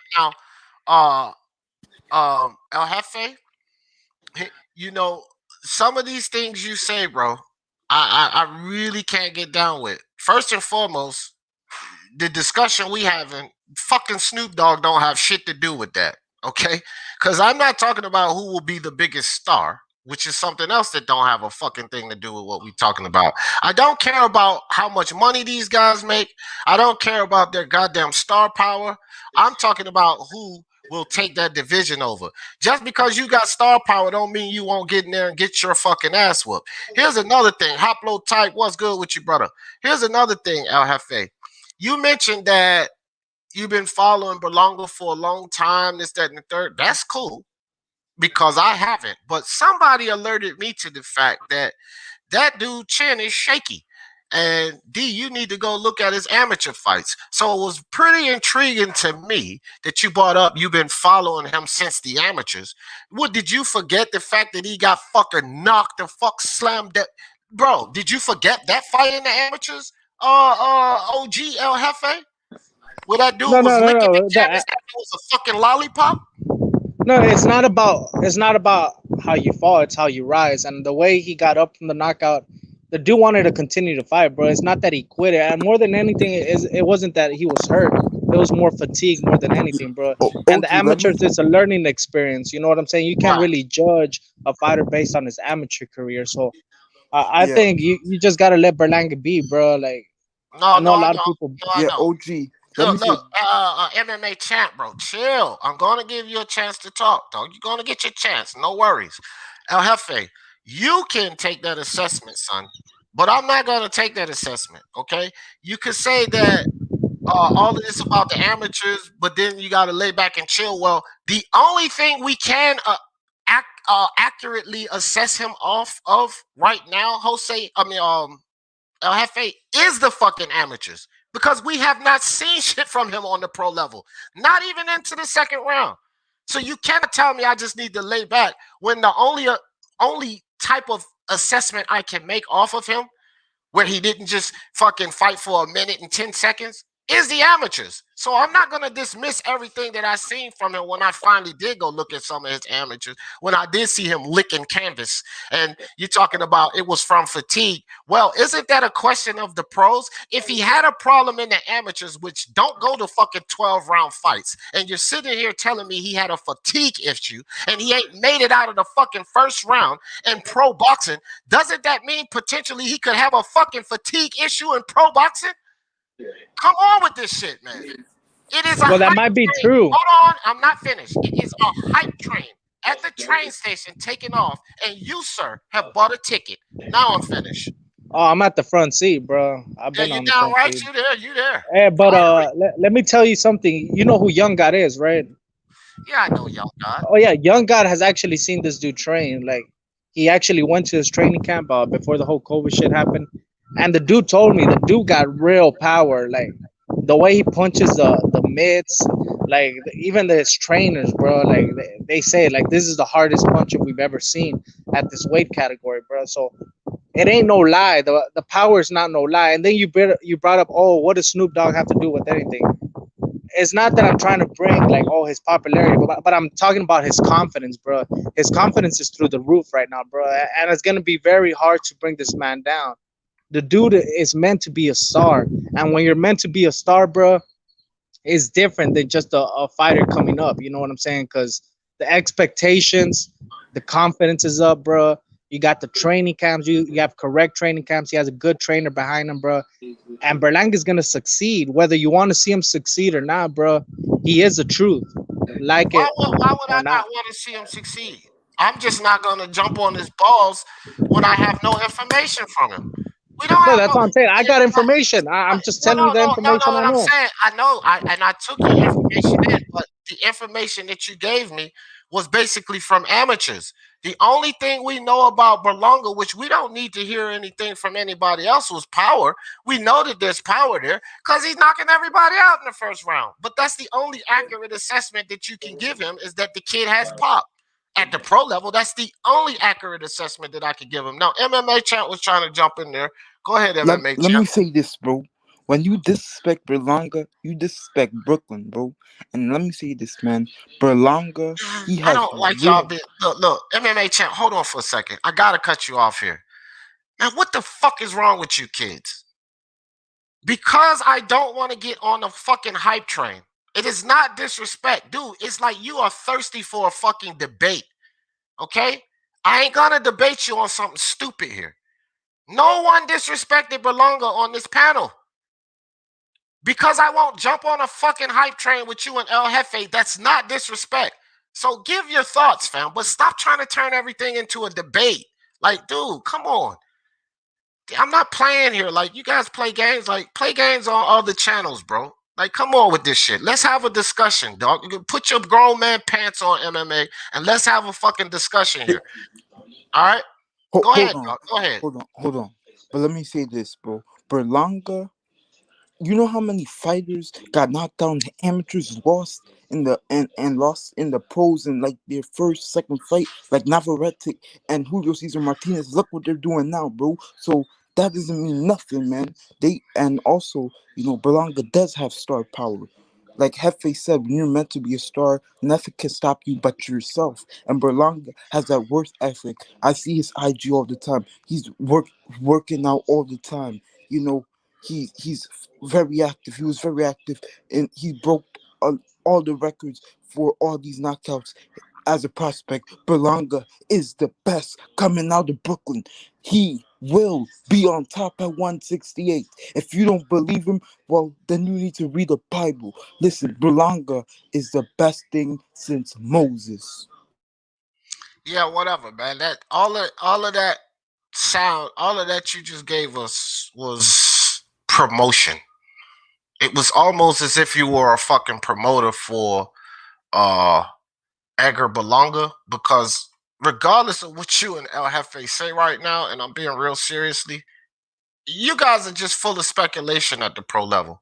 That kid ain't showing y'all a motherfucking thing. Bektamir Melikuziev and Edgar Belonga, if they fought tomorrow, I'm picking Bektamir all day long because I have seen I have seen work from Bektamir Melikuziev. Bektamir also has power.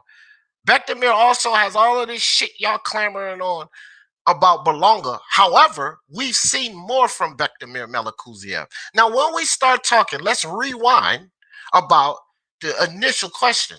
When we start discussing who will be the best, who will take over this division, well, I'll tell you like this. If I see Bektamir fucking beating Edgar Belonga, I am not going to pick him to take over this damn division, especially when you got a guy named David Benavidez there. I don't give a fuck how much hype you and El Jefe put into Edgar Belonga. David Benavidez will knock that kid the fuck out. Believe it.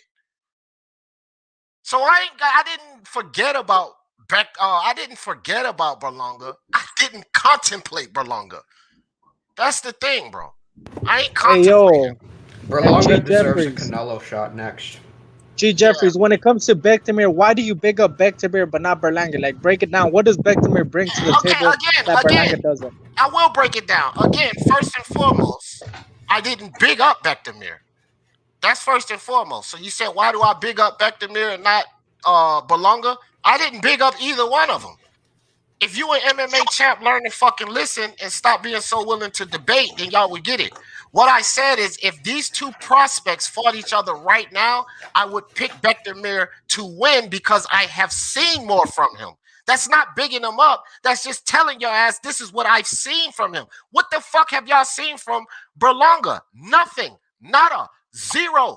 But knockouts. I have seen more than Bektemir. So it's not boosting him up. It's not hyping him up like you guys are hyping up Berlanga. It's just being reasonable about it because I ain't seen shit from the kid. So I would be reasonable and pick Berlanga to lose that fight against Bektemir. I'm going to listen to reason. Let Pee Wee Herman tell you right now. Pee Wee, listen to reason. Come on. Listen to reason. I'm listening to reason. You understand? To reason. All right, knockout boxing just stepped on the panel. LT just stepped on the panel. I agree with you, bro. Berlanga needs to fucking step it up, man. Yeah, I hate bro. to say this about my Latinos, man, but that guy really needs to fucking step it up. Like, really, really, like, he needs to get, like, you know, we need to see if, like, he can do stuff. You know what I mean? Like you just said, man. Like those, like that's like too much of a gimme right now, bro. Trying to call everyone out, but still fighting. I know some people don't like to say bums, bro, but damn, bro, he's really fighting bums, bro. Like, come on, bro. That's ridiculous, man. Yeah, I mean, didn't we see this? Didn't we see this already? Did not we just watch Deontay Wilder, and not 17 fights like Berlanga has, and fucking 33 fights, fam? Did not we just watch Deontay Wilder totally pummel all of these guys? And now what is said about Deontay Wilder? What is said about him now? Man, come on with this fight. I'm not. You guys get ready to fall for that again? You guys get ready to jump in that pool again? That pool is full with acid. That's not water. That's acid. I'm not jumping in that pool. If I know it's acid in there, what I'm gonna take a dip and swim in hydrochloric acid? Get out of here, bro. We seen this story before. I agree, bro. I agree. It's a damn, bro, because but he probably does have talent, bro. You know what I mean? He probably does have a lot of raw talent. I've seen his some of his amateur videos, but you know what? But it's still the same thing. Like I don't know how you know what his opponents on the amateur videos are. So brings me back to the same question, man. So where is he at? I need to know where is he at 17 fights. Yeah, really, I do, and I don't know anything about him right now, except that he has power. I'll give him that. But what are your top 3 fighters? No particular order, unless you want to give one. What are your top 3 fighters at 168? LT. Canelo, Benavides, and I would say if Andre moves up to 168, that'll be my third. Okay. Yeah. If he doesn't move up, probably man, it's just I'm stuck between Sanders and Plant. I'm stuck between Sanders and Plant. Yeah. Or man, who knows, bro? Like, because I mean I'm still stuck because Sanders and Plant and what was this guy Callum? You know they're still fighting. You know they haven't been really put to the test. So and Callum Smith only got beat by Canelo. So that doesn't mean to me he can't beat Plant BJS because only Canelo beat him. So that ain't exactly that, you know, yeah. So yeah, man, that was a tough division. LT, we all had issues like kind of deciding we knew Canelo. Everybody knows Canelo's going to be in the top 3 because he's in the top of boxing. So don't matter what weight division, whether it be 160, he's going to be in the top 3, right? So we knew Canelo was there. Benavidez, I think most of us shared the opinion on Benavidez. The third guy was definitely the hardest guy to figure out. So knockout boxing, since you joined the panel at 168, no particular order, who are your top 3 guys there? Knockout.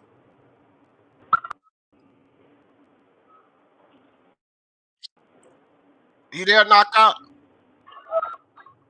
Yeah, can you hear me all right, bro? Yeah, we can hear you. Good, man. Y'all on 168, right? Yeah, who's your top 3 fighters at 168? 168. You got to put Canelo number one, obviously. After the Canelo, I have Benavidez a close second. I love to see that fight. And then number three right now, I'd have to go with Caleb Plant, but I would interchange him with Billy Joe Saunders in a heartbeat. I don't think there's much difference between those two. I heard you guys talking about Berlanga a little bit. My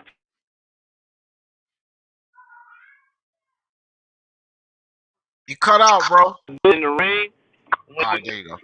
Can you hear me? Can you hear me? Okay. Yeah, you got, Yeah. you got. My thing is, bro, with the whole Berlanga thing. Yeah, with the whole Berlanga thing, man. Like you can look good in the ring with people that ain't supposed to be in the ring with you, right?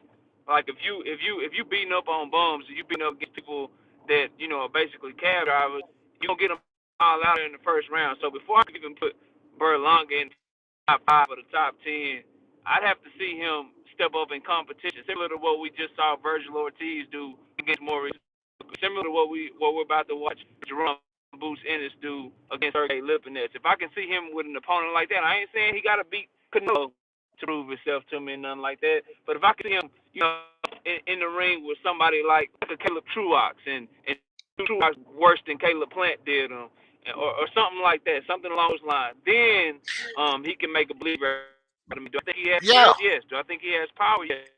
But the better opposition that you fight, bro, the better competition that you fight, the better the shit is. The more yeah. they'll hit you back, the more they won't fall under that pressure that you bring in. So until I see that from him, bro, I'm gonna have to hold up on him. But I think he's a good up and coming prospect. Don't get it twisted. But right now, I don't think it's sleeping on him. I have him in there. And again, my top 3 would be Canelo, Benavidez 2, and then Plant or Billy. If you put Billy Joe Saunders in front of him, hell, I won't even get it. Right now, I got Plant at number 3. I will tell y'all this. Here's a good fight for Edgar Berlanga. And if he could get through this fight and, win the fight, he doesn't even have to knock the guy out in the first round or whatever, or even knock him out. If he could get through this fight and win this fight, I would give this kid a lot more validity. Ronald Ellis, the guy that Benavidez just fought. If he could go in there and beat up Ronald Ellis, that would give him a lot more validity. Because look at the problems that Ronald Ellis just gave to Benavidez. Like, at True. least fight a guy on that level. Go fight a Ronald Ellis. Go fight Steven Nelson, right? Steven Nelson will give him a good rump. Go fight Steven Nelson. So if I can see him, fuck Lionel Bellows, man, get out of here with that, bro. Nicholson, that's who he's fighting next. Get out of here with that. That's not going to tell me nothing. Or the guy that fought Smith on before Canelo. Oh, John Ryder, exactly. Ryder, yeah, Ryder, yeah. John Ryder, that would be another good take. Get in there and fight a John Ryder. But fighting these Lionel Bellows and Ulysses and guys like that, that's not showing me anything, man. That's not showing me anything. I'm not jumping on that hype train. You go beat up a Steven Nelson, a John Ryder, and a Ronald Ellis, then I might buy me a ticket and say, hey, we might have something here. I might buy a ticket then, but I can't purchase that ticket right now. I'm not all aboard. D. Jefferson's still standing there buying snacks, looking at everybody board the train. I'm not getting on that hype train right now, fam. I can't do it.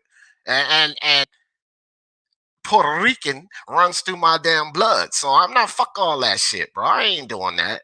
Edgar Berlanga got a little more to prove. Okay, so Knockout and LT. I'll let both of you guys, because this is where else we went with that. When Canelo leaves 168, which I'm just assuming he will, probably vacate those belts and go challenge himself at 175. Who takes over that division?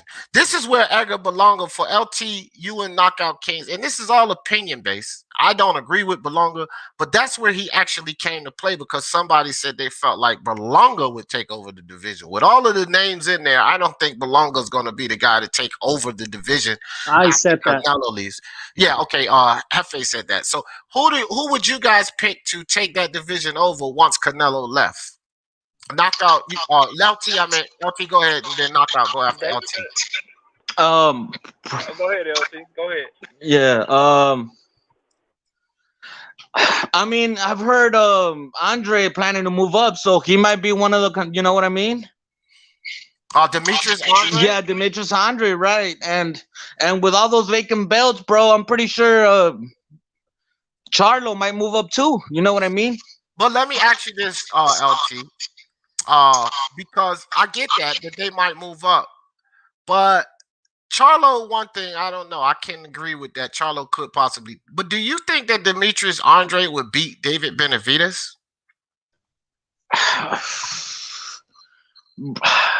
That's a good one, bro. To be honest, I mean, Go ahead.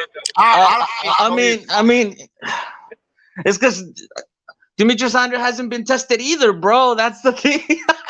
Yeah, but see, let's look at let's analyze that right quick. You're right. You got feedback too, LT. Let's analyze this right quick.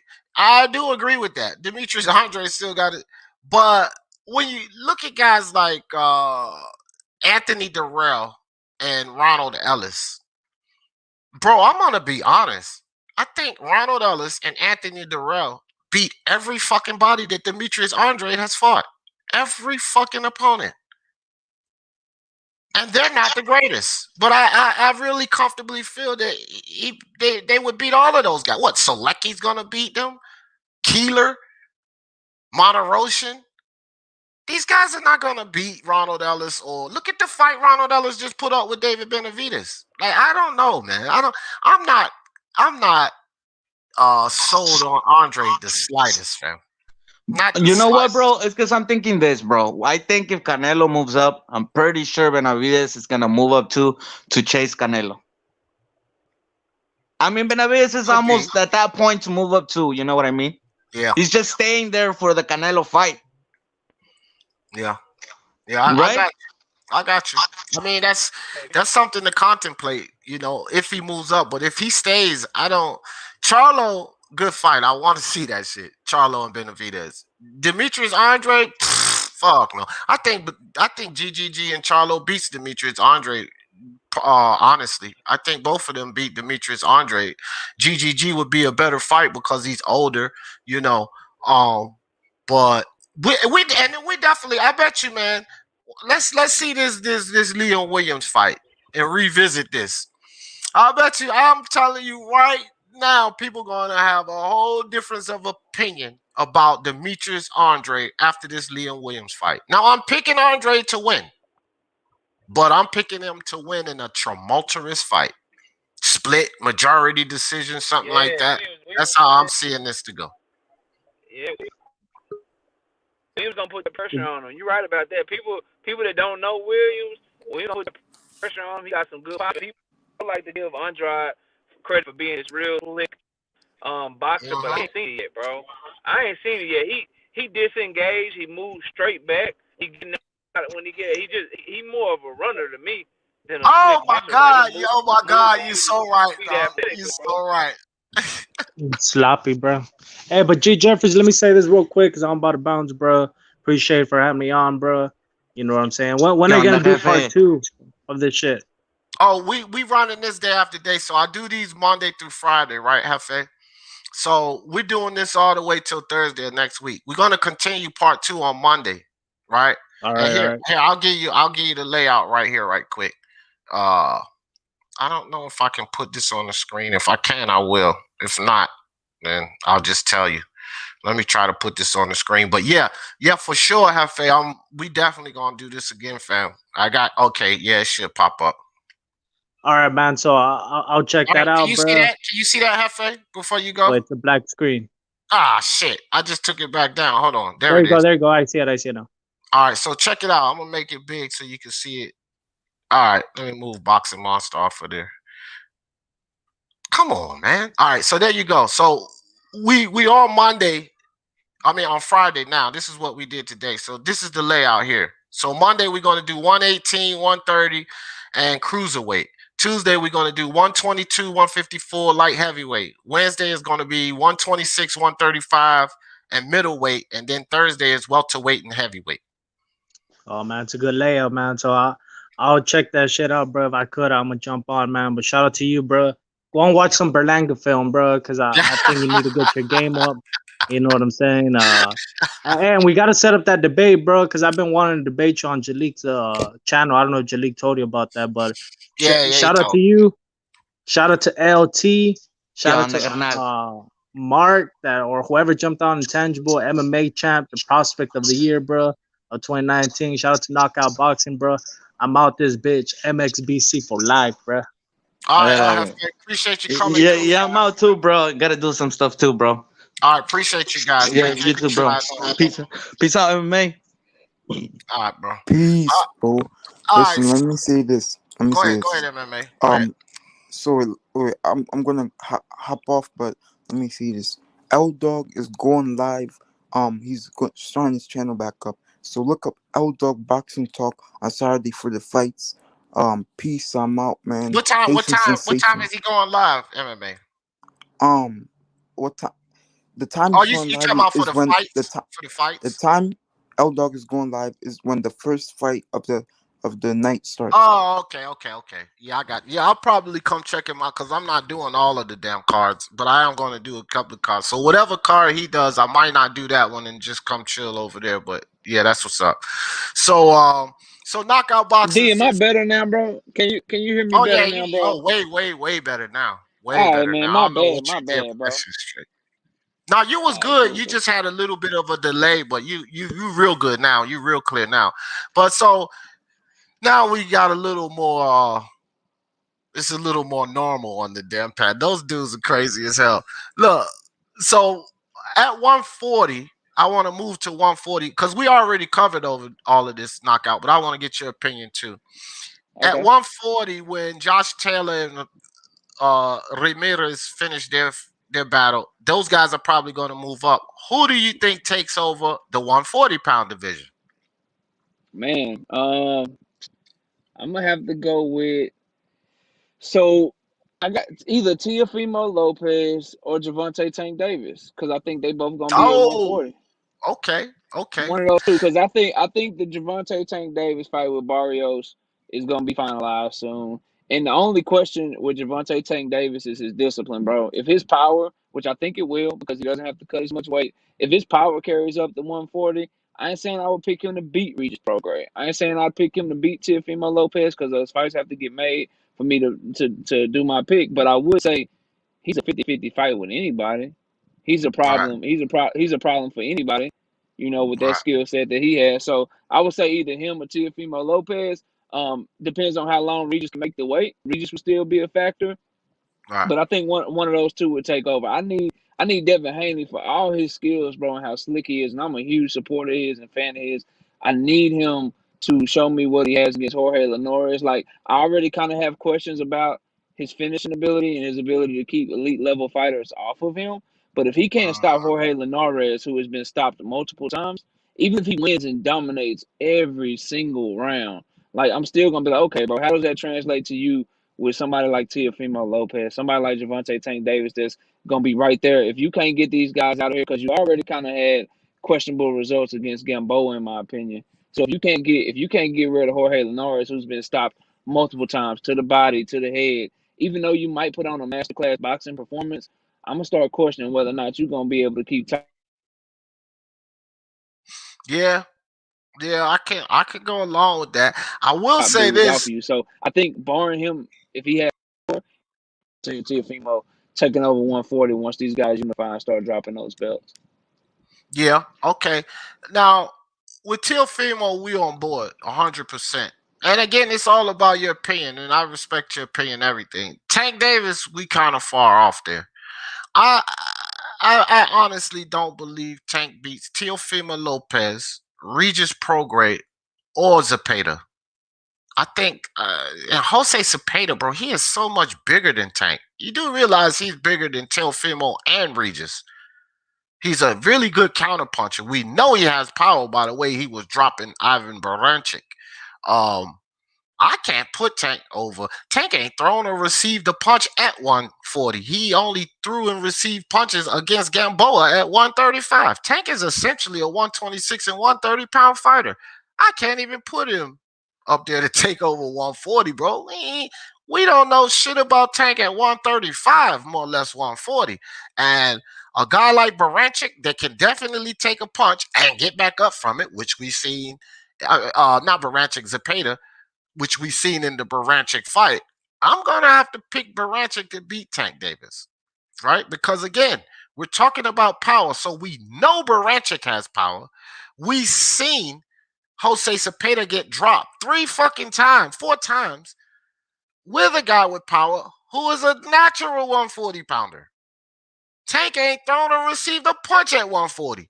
So I know Tank has power, knocking out guys from 126 coming up to 130. I know he has power there, but what is this power? You know, we got to see power transition and weight. We didn't even know what Tank power looked like at 135.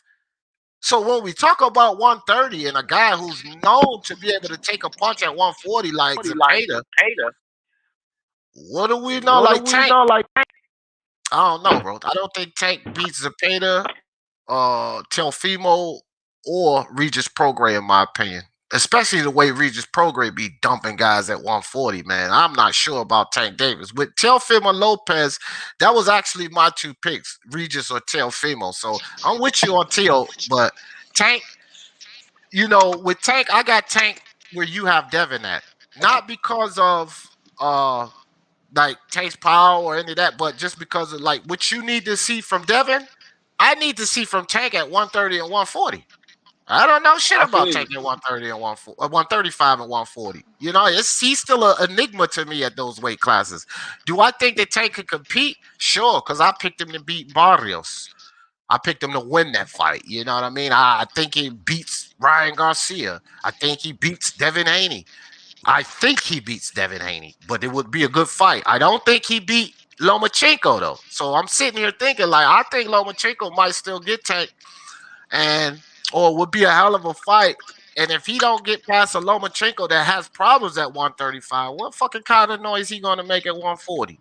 Those are all valid. Those are all valid points, bro. And the sad thing is, we need to get these fights, and we ain't getting these fights. So all of our opinions can be validated, or we can either be proven right or wrong. But what I will say about the size thing, Tank been the smallest person in the ring every time he stepped in that mug. He like 5'3", 5'4", bro. He's small, so I don't think he'll have a problem with that. And then I think his skills are underrated. For me, with him, it ain't just about power. I ain't saying he got the fastest hands, but that one punch explosiveness going from Oh defense no, to he got offense. fast hands though. He's fast as Yeah, shit. yeah, yeah, yeah. He got fast. So I think he'll get to show some of that. I'm actually interested in watching him fight guys at 140, 135 that he can't just maul through and walk through, because I think he has a lot more than what he showed us so far. So that's just me kind of spitballing and liking his skills and liking what I see. But I won't disagree with nothing you said, because Teofimo Lopez, I think he's, for all the stuff outside the ring that I may disagree with or may like or may not like, he the goods, bro.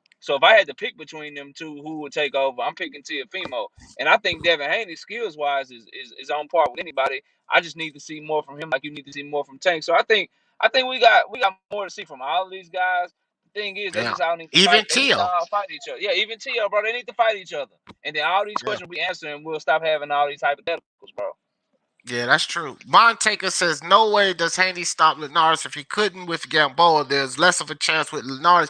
Now, let me say this. Montaker. You make some good points there, but it's some things that I don't think that you're contemplating. And it's if Bill Haney is telling the truth, right?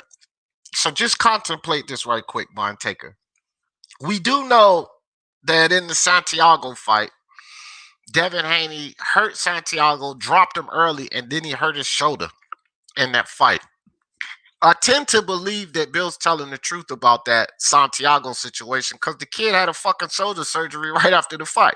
So, it leads you to believe, yeah, he hurt his shoulder, and then he hurt his shoulder before the fight, but he hurt it worse during the fight, and which is why he couldn't put Santiago away. But then we move to the Gamboa fight, and Bill Haney comes with another excuse about why he didn't knock out Gamboa. Now, have to contemplate this.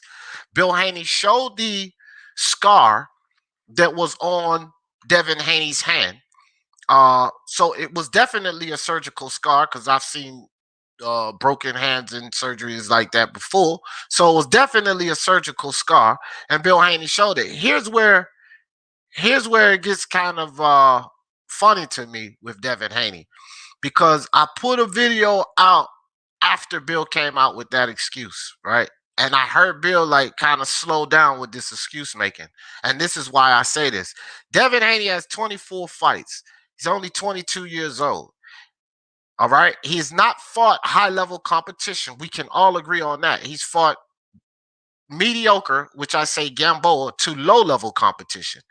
If you're having surgeries and you're getting injuries, you're getting injured in fights with this level competition, are you a fucking brittle boxer? Are you a brittle boxer who's going to be getting, because you're only 22, kid. There ain't no damn wear and tear on your body because you ain't been fighting nobody. And you're getting injuries, you're taking major surgeries already. So Bill can't keep coming out with excuses and surgeries. Like, you can't go into this Linares fight, put on another mediocre performance, and then you come back to the public, well, see, Devin hurt himself. Because then you're putting the image out there that this dude's soft as nails. He's a brittle boxer. Every time he go in the fucking fight, he's going to get hurt. He's going to be another Keith Thurman. That assumption will start playing a part. So he is required to absolutely masterclass Jorge Linares, 11 rounds to 1, or to stop him in impressive fashion. If he doesn't do that, we have to bring Devin Haney down to level. I agree with all of that, bro. And I'll take it a step further. One thing I would say to you, to Mind Taker, like also, I think Linares is gonna be more willing to open up and throw with him. Gamboa went into protection mode, started holding, wasn't really trying to fight back. He was just trying to survive. I Facts. don't think Facts. I don't think I don't think Linares is coming to survive, bro. He knows this is his last good chance, and if you watch Linares, yes, bro, he's a shell of himself, but he still be out there trying and throwing punches and trying to put on good performances. So I think he's gonna come with a lot more effort and a lot more heart than Gamboa did, which is gonna do what? It's gonna leave him more open. And so Devin Haney should actually be able to land more on him. And Right. so that's why I think he actually has a better chance of stopping Linares. I'm gonna be watching that fight closely because, like you said, 11 rounds to 1, 10 rounds to 2, 12 rounds to 0, or knockout. That's all we need to see. If we don't see that, then I got questions, bro. I agree with you 110% about Linares being willing to open up more. And here's the reason why. Linares is like the rest of us. He watched Devin Haney not put a chinny ass Gamboa down. Now, Linares probably knows that he has little issues with his own chin, right? But this kid didn't even put down that chinny motherfucker. And Linares could be thinking in his head, well, my chin is at least better than his. So that's less to worry about. You know, when you can't get a guy's attention and keep him from coming in there having his way, that's a problem. And this is a Jorge Linares who will not just come inside, but he knows what to do when he gets in there. And if he doesn't have to worry about Devin Haney hurting him too much, he could take a few shots off of him. Who's the more experienced boxer here? Who's the former world champion? Like, who's the guy that's been in the ring with Lomachenko and shit like that? Like this, Joshua Littlejohn here says, I pick Linares to get an upset on Haney. I don't mind that because Haney is completely unproven. And, you know, now I pick Haney. I don't agree with Joshua, but I don't mind the pick. I'm going to pick Haney to win this by decision. I'm not going to pick the stoppage. I don't have any confidence in his power. If Bill's reason or the broken hand, let me say this. If the broken hand ends up being a reason and not an excuse, Mind Taker, you could be terribly wrong. Because let's say all of this comes out to be valid, which I said with the Santiago situation, I believe the shoulder situation. I believe that. Let's say the broken hand going into that Gamboa fight, because Bill said we fought that motherfucker with one hand. That's what he claims, right? So let's say that the broken hand is actually valid. Let's say Bill wasn't, selling wolf tickets on that, which is a possibility, right? He could be telling the truth, right? And let's say he's telling the truth, and it was the fact that Devin Haney's hand was messed up, so he really couldn't throw that punch. Well, we know that his hand is good now, because I told Bill this. As a matter of fact, I told Bill Haney this. I said, all right, Bill, he got to have a good performance because I don't want to hear no more injury excuses. Bill said, nah, brother, we fine. We good. We ready. I said, okay. So let's say that Bill was actually truthful about this, and Devin Haney and the hand situation was why he couldn't knock out Gamboa. Well, that should pretty much make us feel comfortable that maybe the kid does have power, right? And he goes in there, we know that he can box, and he displays a little bit of power. He's going to knock Jorge Linares slam out. No doubt in my mind. He'll knock Jorge Linares slam out if that's the case. We just don't know. That's the whole thing. We really just don't know. Alex Herrera in the building was good, mi hermano. He says, facts, knockout boxing. Haney got to stop Linares in fashion. Yeah. What the fuck, bro? My bad, guys. So where I was at, if it goes 12 rounds with Linares, I don't want to hear Haney fans asking for the Teal fight. They can ask for it. Let them have it, Alex. But if it goes 12 with Linares, that dude gonna get knocked out there with you. Let them have it. Let them ask for it. I hear you on Belonga D, but sometimes a KO artist is fun. It's okay to be excited about what he might be though. Yes, we've seen guys like him hit a wall and then step up. Yeah, but see, here's the thing, Haplo. I agree with you on the KO artists. Deontay Wilder's a KO artist, right? Do we even know if Belonga's a damn KO artist yet? No. We just see him bullying low-level fighters. So we can't even really comfortably call him a KO artist yet. Because with real KO artists, either they know how to set these knockouts knockouts up, or they just have blinding power, like a Wilder or Shavers or Julian Jackson or Sonny Liston or Mike Tyson. Which Mike Tyson could box as well. But I'm just saying, so this is where we can assess guys' power when they do it at a higher level of competition, and they still flatten these guys, not just C-level fighters, right? Hell, at least Wilder did do it to some B-level fighters and such like that. Belonga's all C-level fighters. So we didn't even know if he's a knockout artist. The only thing we know about him is that he can get knockouts on low-level fighters. But because you can go in there and knock out low-level fighters, to me, that don't make you a knockout artist. So that's like, it's just Belonga, man. He's no knockout artist. He is a prospect. He's not a contender to me. I know nothing about him. It's not hate. It's just the kid has given me nothing. He has given me nothing but anywhere from 50 seconds to 2 minutes and 15 seconds. That's all he's ever given me.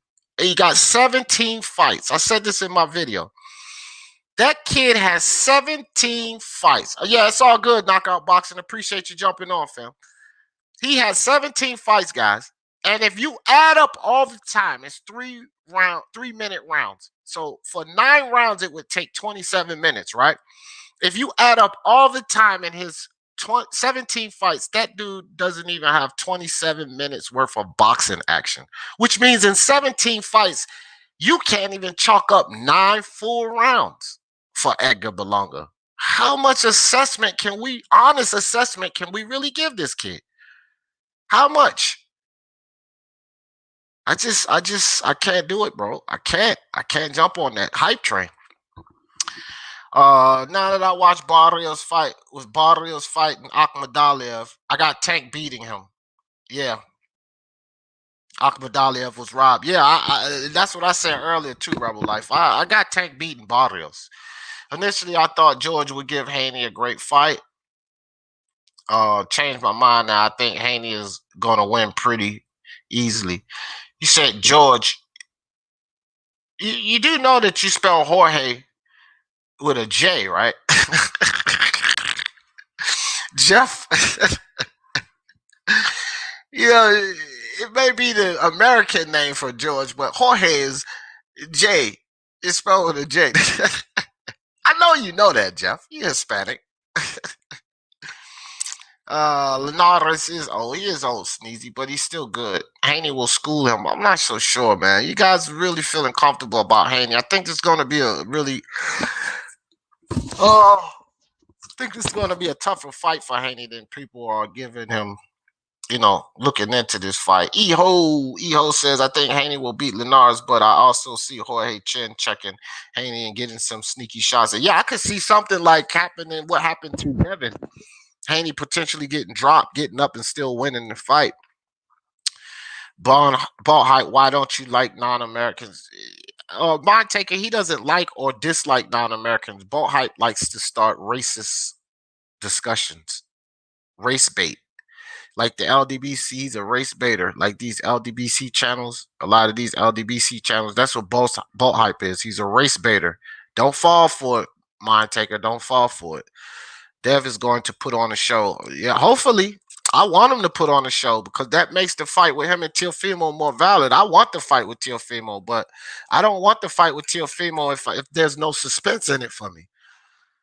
See, a lot of these guys, they just want to see their fighters win. That's not me. I want to see my fighters in good fights. And I think the best fights that my fighters could be in is one that they could possibly lose. So I want Devin Haney to be that guy that we think he could be. I want him to win. I want him to win in impressive fashion, and I want him to get the stop if he can, because then it makes the fight with Teofimo Lopez that much sweeter. If he doesn't get the stoppage, if he's not impressive, and then he still takes the fight with Teofimo Lopez, that it doesn't give me as much suspense.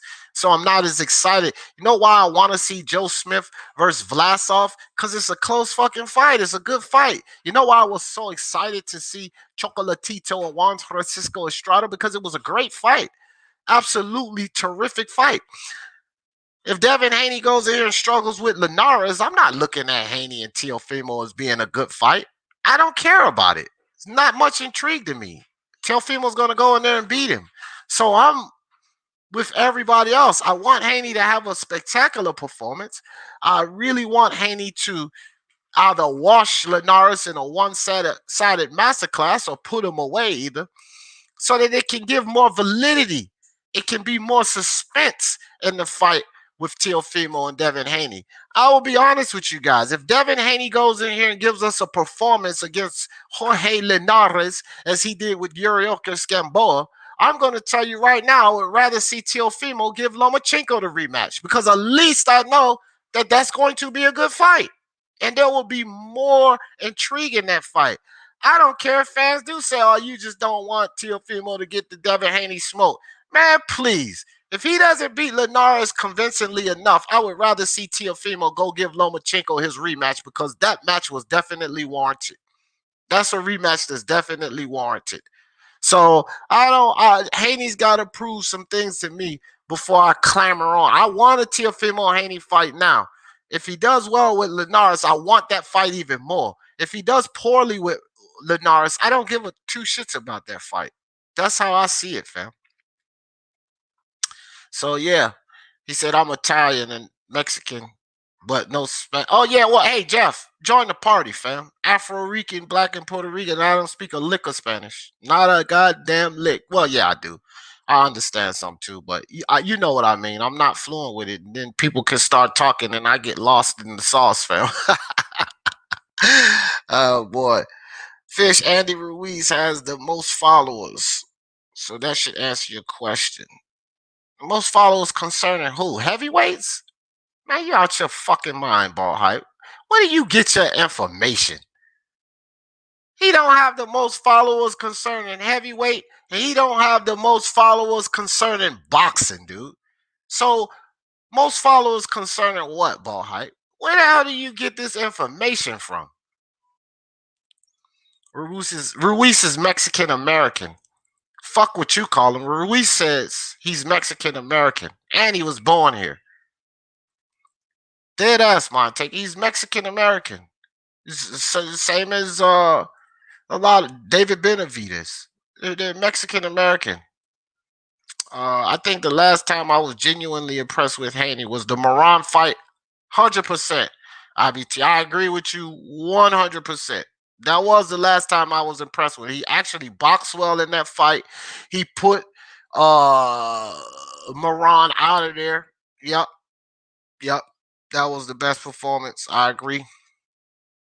Do agree. Herrera says facts, D. He said fantasy matchup: Larry Holmes versus Ike Iambuchi. Woo, nice fight, Holmes. Larry Holmes jab is too efficient, too powerful. Uh, and I have Holmes as top 10. He's in the top 10, not any particular order. Heavyweights of all time. I don't have Ike Iambuchi there, so I'm going to go Holmes all day. Adari, Larry Holmes all day. Fish in the building. Boxing Monster said G. Jeffrey mad chat for Lopez as usual. Yeah, of course. We gotta be, especially with Devin Haney fanboys in here like you. We gotta be about Teofimo. Somebody gotta bring some type of sense to the conversation. What are you talking, Boxing Monster? Jared Anderson is our American future champ. Heavyweight champ. Heavyweight champ. Mind taker. Let me put this link back in the chat too. Here's why I say that, Mind taker. You said Jared Anderson is our American future champ. Hey, Mind taker, have you heard of a guy coming out of my home named Keyshawn Johnson? Mind taker, you know anything about Keyshawn Johnson? Did you get a glimpse of his first 2 fights? Well, the most impressive prospect right now, the most impressive American prospect right now, Mind taker, is not Jared Anderson. I actually have him number 2. But the most impressive prospect right now, Mind taker, is Keyshawn Davis. So, Keyshawn Davis is our future American champ. That's what I think. All right, IBT, that's cool, bro. That's cool. Frank Bruno versus Ike. Oh man, that's a slugfest there, Joshua. That's a damn slugfest. Damn sure an exciting fight there. Bruno and Iambuchi. Oh yeah, bro. That's action packed. Remember Burt Cooper and damn, I'm losing it. Burt Cooper and Merciless Ray Mercer, Joshua. Remember that? Frank Bruno and Ike Iambuchi could end up being one of those, Joshua. A Burt Cooper and Merciless Ray Mercer showdown. You know what I mean, Joshua? Hell yeah, that would be a banger there, dog. Punches flying. Maybe another Ivan Barancek and Jose Cepeda fight. You know, Joshua. Yeah, that would be a good one there. Timmy Nealon in the building. Was good with you, Timmy. Keyshawn Davis, where's Johnson coming from? Football, IBT. I did that the other day. Somebody was teasing me about that the other day. You know I'm an old man, IBT. You know how old people call the wrong names, dog. You know what I mean? It's football. Keyshawn Johnson, if you know about football, he's really, really popular wide receiver in the football in NFL, in the NFL. Adari Piedmont said they should make a documentary. It is a documentary about Ike Iambuchi. It's pretty good too. I think Joe Smith Jr. will be our future champ too. Joe Smith will win a title. Yeah. But when I'm looking at like Eho, when I'm looking at our future champ, like the one that we praise the most, like they praise fucking Deontay Wilder, I think Keyshawn Davis. Keyshawn Davis, if I had to pick between Joe Smith Jr., Jared Anderson, and Keyshawn Davis, who would have the best career, right? Like overall career, I would definitely pick Keyshawn Davis. And one, because first and foremost, he ain't a damn heavyweight. Heavyweights don't have anywhere to go but from heavyweight to heavyweight. So Keyshawn Davis is just starting his career off, which means he already has a chance to be a multi-division champion, which I'm pretty sure he probably will be. So when someone says our American champ, I'm just looking at it as the one that's celebrated the most, that will do the most and so forth. I think that would be Keyshawn Davis. Jared Anderson is definitely a good shot because the heavyweight division is one of the most popular divisions. So to arise and get yourself to stardom, get your face out there, being in the heavyweight division is definitely the place to be. So these two kids may rival each other, but as far as career-wise, accomplishments, boxing acumen and skill, all of that shit goes to Keyshawn Davis. Easy money over Jared Anderson. You know. Jeff says from fan point of view, Loma Haney would have been perfect. Great fight. Either Loma would hop back on the horse or Haney would have trusted. Yeah, Jeff, I picked Lomachenko to win that fight. And I still pick Lomachenko to win that fight. Hell, even if he goes in here and dominates Linares, I'm still going to pick Lomachenko to win the fight with Haney, and I'll tell you why. Who cares what Devin Haney does to an older, past it Linares? Lomachenko fought a fresher Linares, much more fresh, not past it, and he beat him, got dropped and still beat him. So Haney beating Linares in whatever fashion ain't enough to tell me he beats Lomachenko. You know what I mean? So yeah, it's just so many questions. Haplo type in the building. What's good with you? What's good, brother? Hey man, thanks for having me on. Pretty busy over here. I just wanted to make a quick point and clarify what I was saying about Berlanga, if you don't mind. Basically, all I'm trying to get across is that, like, I don't fault these younger guys. Like, you and I are probably older guys. We're probably about the same age, but I don't fault these younger guys for being excited about Berlanga. Like, sometimes that's what keeps the sport going a little bit, when they have someone like that to look out for. But I'm a little bit excited about him. I like a knockout artist, and I know you already said that, to you, he's not really a knockout artist yet because he hasn't proven it against the right competition. Totally get that. However, he has knocked out everyone they put in front of him so far, and that's pretty good. That's pretty good. That's damn good. 17, I don't know if I could knock out 17 pro fighters, especially in the first fucking round. So yeah, that's impressive. Don't get me wrong. Yeah, and like the guy who has the record for that, this is the thing on the other side of it, where like the enthusiasm may be a little bit misplaced, like you're saying. If you remember that guy Tyrone, what was his name? Bunts or something? Brunson won it. Yeah, Tyrone Brunson. He had 25 first round KOs in a row, and then when he stepped up, he hit a wall. So I was saying, like, yeah, like it's certainly possible for Berlanga to go in there and hit a wall eventually, but for right now, I could see the enthusiasm and the excitement, and I don't fault these younger guys for that. Yeah, Fish, I don't think he is going to go. And Fish says he's 27 going to jail. I don't think he's going to go to jail. I think he's going to get talking about fines. Tank. Yeah, I think he's going to get some fines, heavy fines, probation, community service, and some shit like that. That's what I think is going to happen to Tank. I don't think he's going to do any jail time. Let's say Floyd had to put $1 million into Tank Davis's legal fees. It would be worth it. He'd make it all right back in the fight with Mario Barrios. Yeah, but you never know. You could run across the wrong judge and end up, doing some time there. Because it is. No, if you run across the wrong judge, haplotype, this is what you do. You pay off the prosecutor.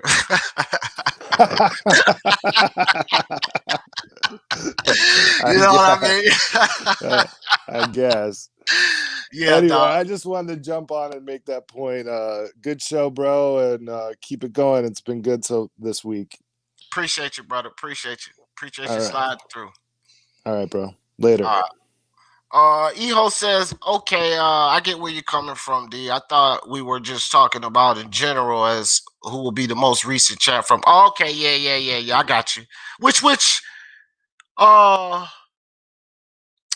you have a point there from that aspect, Eho. Who will get there first? Yeah, you got a good point. Jarrett could potentially, because I think like those belts after this damn 4-belt undisputed match, I'm kind of confident those belts may get split up. We won't see 2 undisputed matches. We will see a match between Fury and Joshua, and then potentially a rematch. But I very seriously doubt that we get 2 4-belt undisputed matches. And here's another thing: if Tyson Fury should win, and this is just for all of you guys that haven't heard me say this, and I'm pretty sure that A lot of you have. But here's something to think about. If Tyson Fury was to win, he could do some really vindictive shit like this. He wins and say, you know what? I'm the greatest British heavyweight ever. I'm retiring. I'm relinquishing all of these belts. Joshua, you go try to pick up all of these belts and see if you can do what I've done. Because you cannot make a guy live up to a contract if he retires from boxing. So Fury could do some silly shit like that.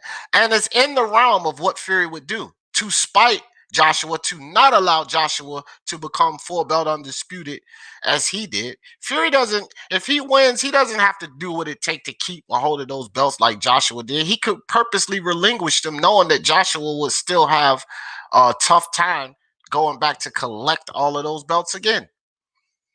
So for that reason with Fury, potentially winning and then just going to the WWE, making a boatload of money and dropping all of those titles, or say Fury gets beaten, now Joshua's got a bunch of guys in line to fight him, and they already talked about relinquishing the WBO title. So I don't, it's 21 years we waited for full belt undisputed at the heavyweight division. What are the fucking odds that we get it twice in 1 year? Or twice in 2 years? We waited 21 years to get it again. So yeah, man. Nah, I don't think we get full belt undisputed twice. And then those belts could be relinquished and spread around. And then Jared Anderson definitely has the skills to get in there, because with Keyshawn Davis, he's only 2 fights in.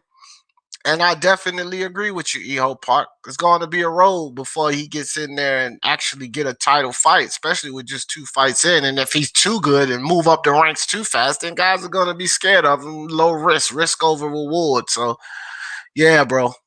Yeah, yep, I got you, fam.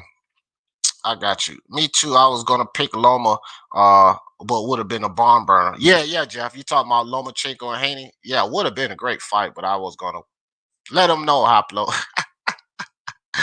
As a Tank fan, I don't want him to get that time in his career. Nah, he won't get that time, bro. He'd do nowhere close to 7 years. Even if I'm wrong and he get time, Joshua, at best, he'll do 7 months. And I'll tell you guys like this. Take it from experience. I've done worse than that. And I ain't no damn millionaire and ain't did no damn 7 years. So I'll tell you guys that right now. I ain't hit and run nobody. I damn sure did hit him. Won't with no damn car, though. But that's another story for another day. Joshua Littlejohn, Floyd bail him out of anything. Facts. That's what I think. I'm with you on that, mind take. I don't think that dude's going to do a day in jail. Vander Holyfield versus Joe Frazier. It's a good fight. I think Smoking Joe, I don't know, man. Smoking Joe had phenomenal head movement.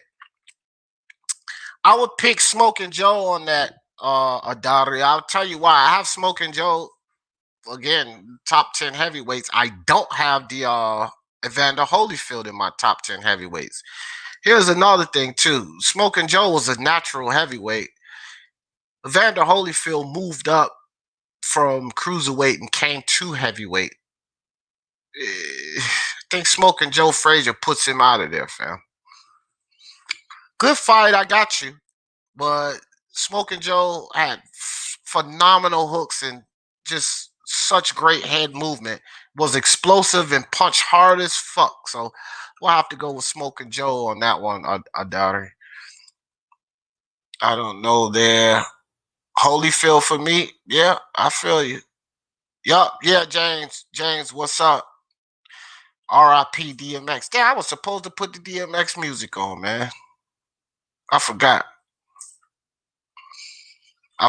man. I was sitting here. We got into this conversation and all of that. Damn, bro, I can't believe that. 50, he's 50 years old. Damn, I didn't even know he was that old, man. I didn't even know he was that old, bro. I was just looking at it. That's young, man. 50 is like 50 years old, but that's not old to be passing, bro. That's a young age. That's a young age, man. Damn, bro. Unfortunate. All right. Let's not wallow in that. Let's keep kicking it, talking boxing. Play some DMX music. This live won't be monetized. I tell y'all that right now. All right, let's get it. Let's get it. Back to the discussion. Shout out. This is a tribute to DMX. We're gonna listen to some DMX. It's sad. It's even situation. I mean, yeah, how old we are. Yeah, it is. That's too loud.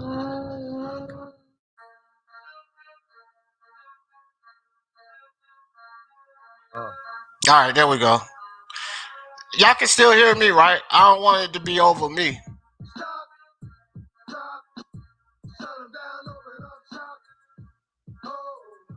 No. All right, there we go. So don't know to be fair. Evander Holyfield, Ayabuchi. Did I go back or did you put that in there again? Cause we answered that one. Yeah, that's the second time. I said I got Oh no, you didn't put that. It was a different one. Holyfield boxed too well for Ayabuchi. I would pick Holyfield. Yeah. Ike the Prez Ayabuchi was my all-time favorite, and I believe he was sparked Holy. Why we going opposite on everything, Jeff? Ike was special. Yeah, he was. Holyfield's a great boxer, though. 2 days left to find the venue. I believe Eddie Hearn is delaying the fight on purpose. He don't want his golden egg. Nah, bro. Look, we can talk about that a little bit, man. I'm gonna open the panel just in case somebody want to come on here and speak on that too. I don't know why people think that these guys would do something to not have this fight or like this fight is happening, guys. Forget about him giving a venue and a date because he fails the deadline. Watch, that was the thing.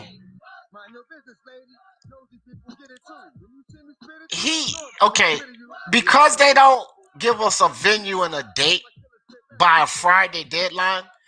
Man, that don't mean this fight's not happening. And here's something I want everybody to think about: this doubting that this fight will happen. We all know that there's problems with money in boxing. This is why we're not getting a lot of these fights. Do you guys actually think that these people would let $500 million slide through their fingers?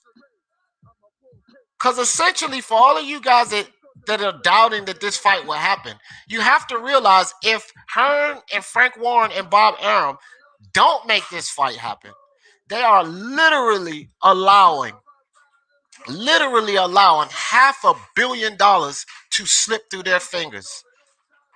And I don't think there's no way in hell that they're going to allow $500 million to slip through their fingers. This fight is happening, man. We are going to get this fight. Hasim Rahman and Brewster. Wow. Good fight there, Joshua. I'll pick Rahman. Holyfield, the best cruiserweight ever. Consensus-wise, a lot of people think so. Only question that really ever came about was when Alexander Usyk came to the table. So it's not a bad shout there. It's not a bad shout there, James. I think a lot of people have him as that. Ralph Unreal, I picked Muhammad Ali. Yeah, I picked Muhammad Ali for most of these things. I'm bumping Blackout right now. I got you, Joshua. Okay, y'all can hear me good. Cool. Thanks, Asher, still. Yeah. We didn't need the edited version, of course. Y'all already know. He can say what he want on here. As much shit as I said. You know what I mean? I'm like a sailor up here. As much as I curse. But yeah, that's not a bad fight, Joshua. That's actually a pretty good fight.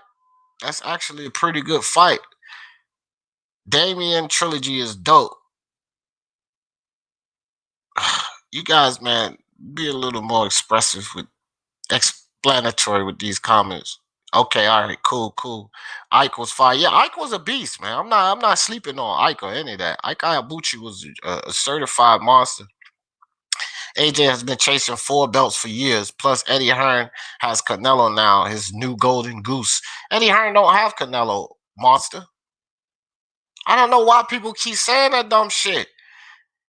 He got away from Golden Boy in the zone. Y'all don't get that? He got away from Golden Boy in the zone. This is what happened. He didn't go through that lawsuit and all of that stuff to get away from Golden Boy in the zone just to go back and let Eddie Hearn run his business. That makes no fucking sense. He signed the same deal with the zone right now that he's going to have to sign with the PBC to get the Caleb Plant fight. So why are you guys talking about Canelo as if he's under Eddie Hearn now? Don't you guys understand how this works? And this definitely goes out to you, Boxing Monster. You should know better. Hearn has no control over Canelo. Hearn only has any type of dealings with him concerning this BJS fight. Once that's over with, so is Hearn, unless Canelo decides to work with him again. Canelo ain't no fucking Hearn fighter. Eddie Hearn don't have no golden goose. Eddie Hearn is looking, in the zone are looking to make money off of Canelo like everybody else is looking to make money off of Canelo.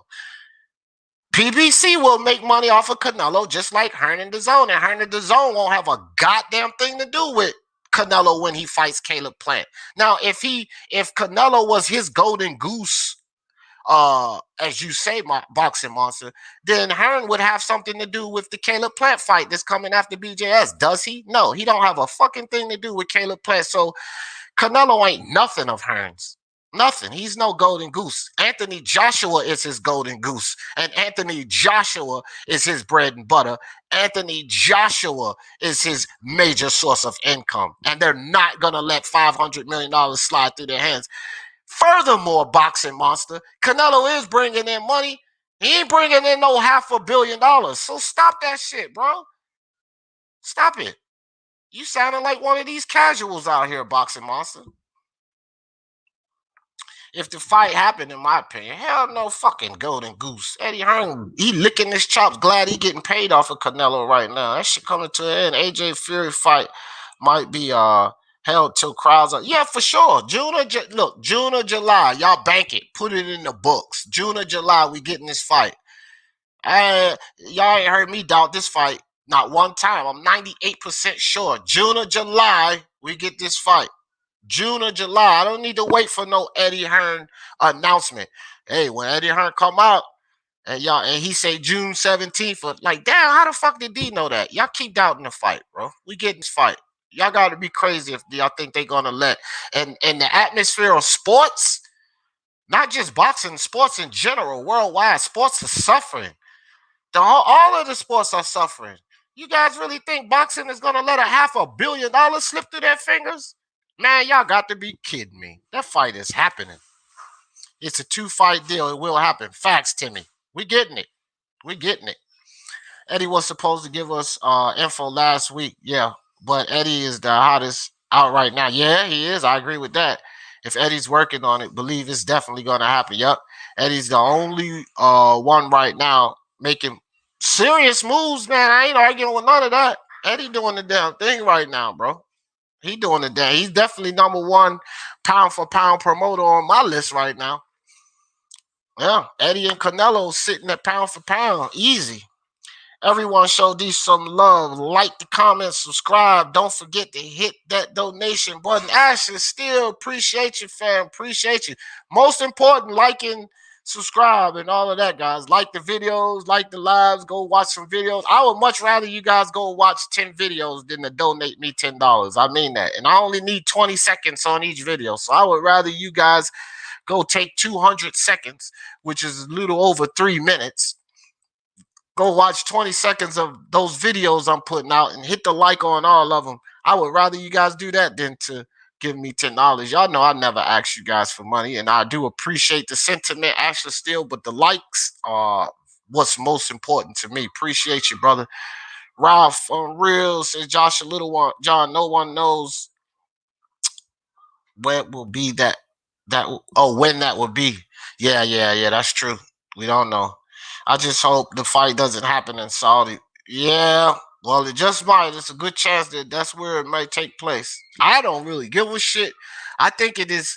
I don't think it's any good either, Jeff, for the UK fans, because I really think they deserve that fight to be there in the UK. They really do, bro. Like if it was two American heavyweights going for full belt undisputed, every American know that they would want that fight somewhere here. It would definitely sell out. Whether it was Vegas, Staples Center, Barclays, Madison Square, doesn't matter. It would definitely sell out.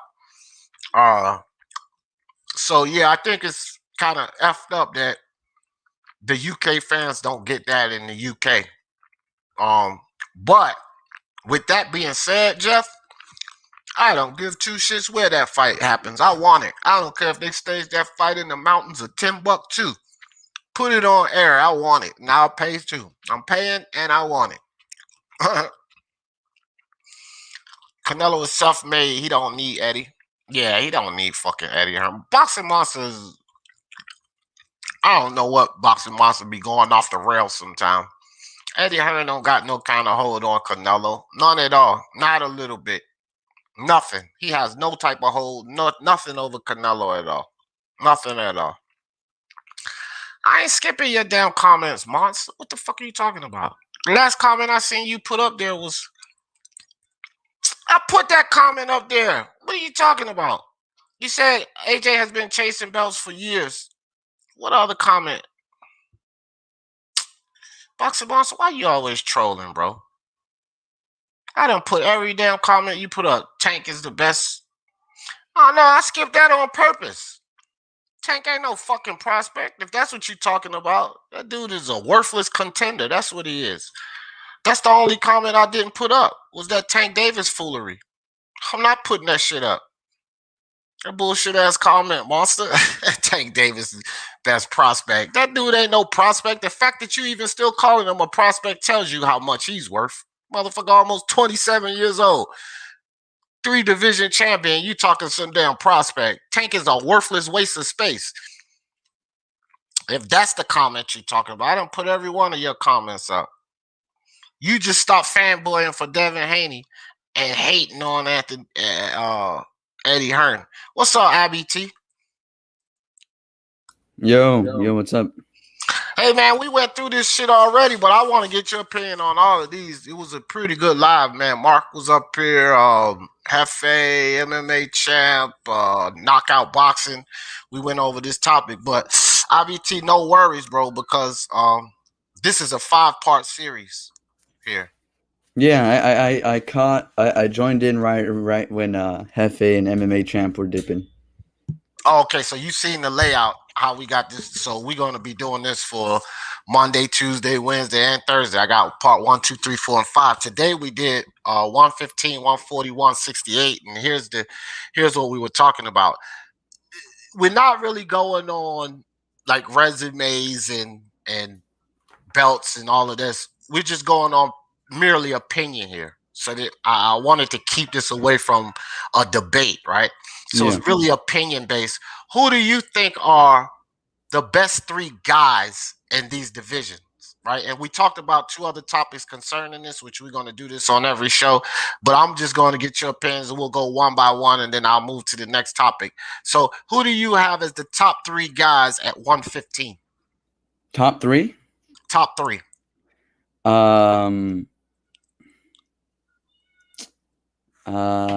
Man, okay, so I know my top 2. It would be Estrada and Chocolatito, right? Okay. Either way you want it, that's fine. For number 3, I don't know whether to put Rung Vasai or Yoka. Oh, Yoka, yep. That's exactly, you right on line where all of us were.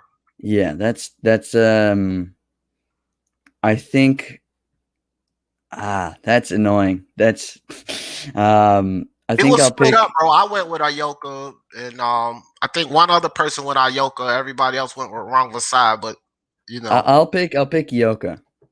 Yeah, I think he's coming off of more momentum. I think Rung Vasai, I mean, he destroyed Ekawit Songnui in his last fight, but that's not quite the same caliber of like a Tanaka, right? So just on recency, I'm gonna say Ioka.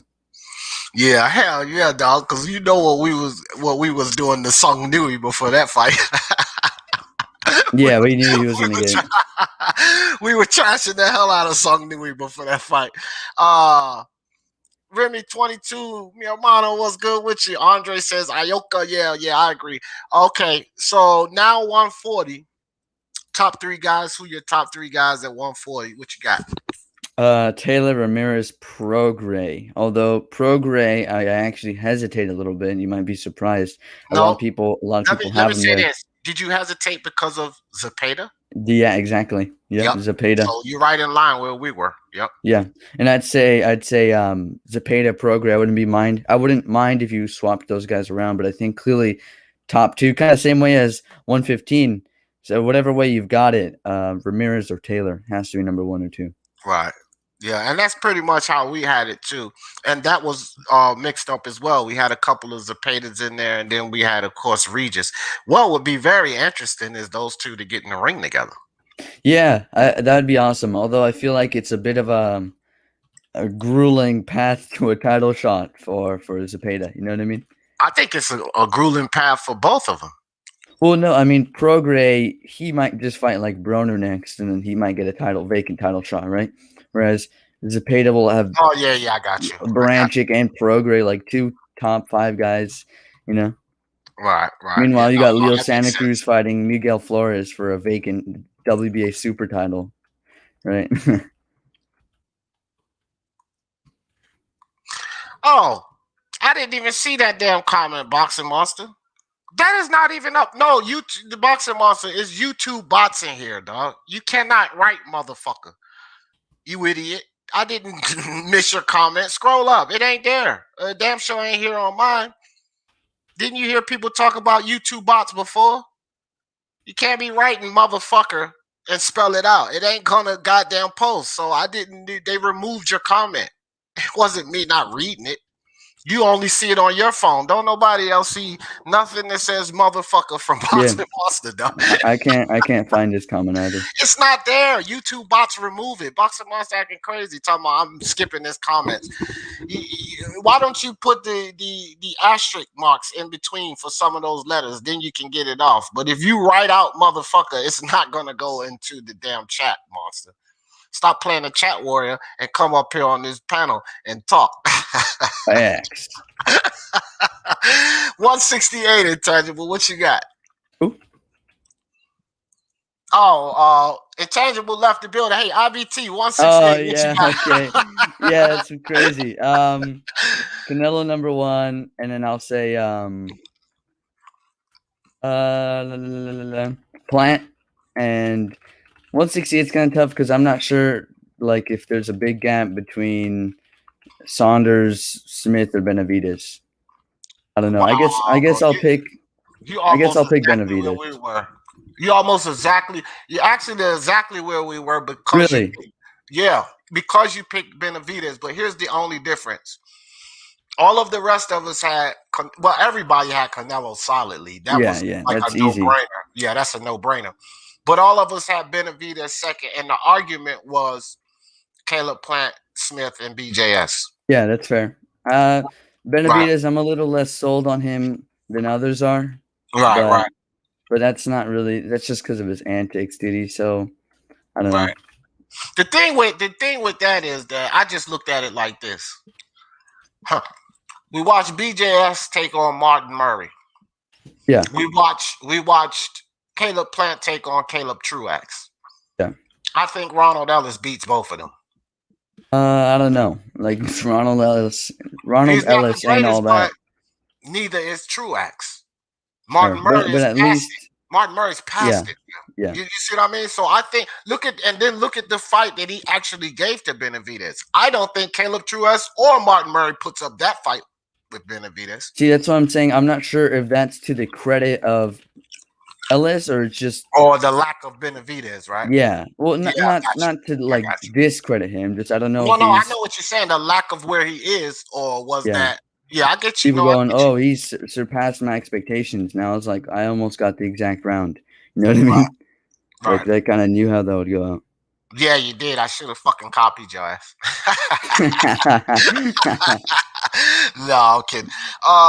Fantasy matchup: Ike Ibuchi, Tim Witherspoon. Ah, nice one. You like Ike Ibuchi, don't you? You picked him against a lot of people. I don't know, man. I gotta go with Ike on that one. Be a good fight. What do you think? Tim Witherspoon, Ike Ibuchi. I Yeah, think I will go with Ibuchi on that one. yeah, me too. Although that's a good fight. I It's like a good that. fight. Ibuchi in any fantasy fights kind of got that element of mystique Yeah. because he retired early, you know. Yeah, Oh, I guess was Adani forced to puts retire. up some good fantasy fights. You watch him; he always that's what he does. That's his thing here, which I can't kick him out because I'm cool with that. He talking boxing, but he always throws up some good fantasy fights. E.O. Park says nobody's gonna put Anka Haas up there in the title. Hell nah, we I've joked got around Anka about Haas that number early. one, bro. I got him Oh my number one. god, you trolling. D, tell me how backwards this is, by the way. They did a little mini press conference, right? And he stated that he left Top Rank in order to secure the Estrada, the Rung Visai, the Ioka, the Chocolatito fights, right? He decided to leave Top Rank and went to PBC to secure those fights. What? Does that make any sense? None at all. Don't be flustered by the music, IBT. I decided I don't care about monetization. Shout out to DMX, RIP. Been playing his music, so we just gonna talk over his music. A tribute to DMX, man. Fuck monetization on this one. Cool. Yeah. So here's where we went with the. I don't think we can hear it, by the way. No, they can hear. Can you hear me? I can hear you. No, they can hear. I already checked it out. We ran a sound test already. They can hear us real good.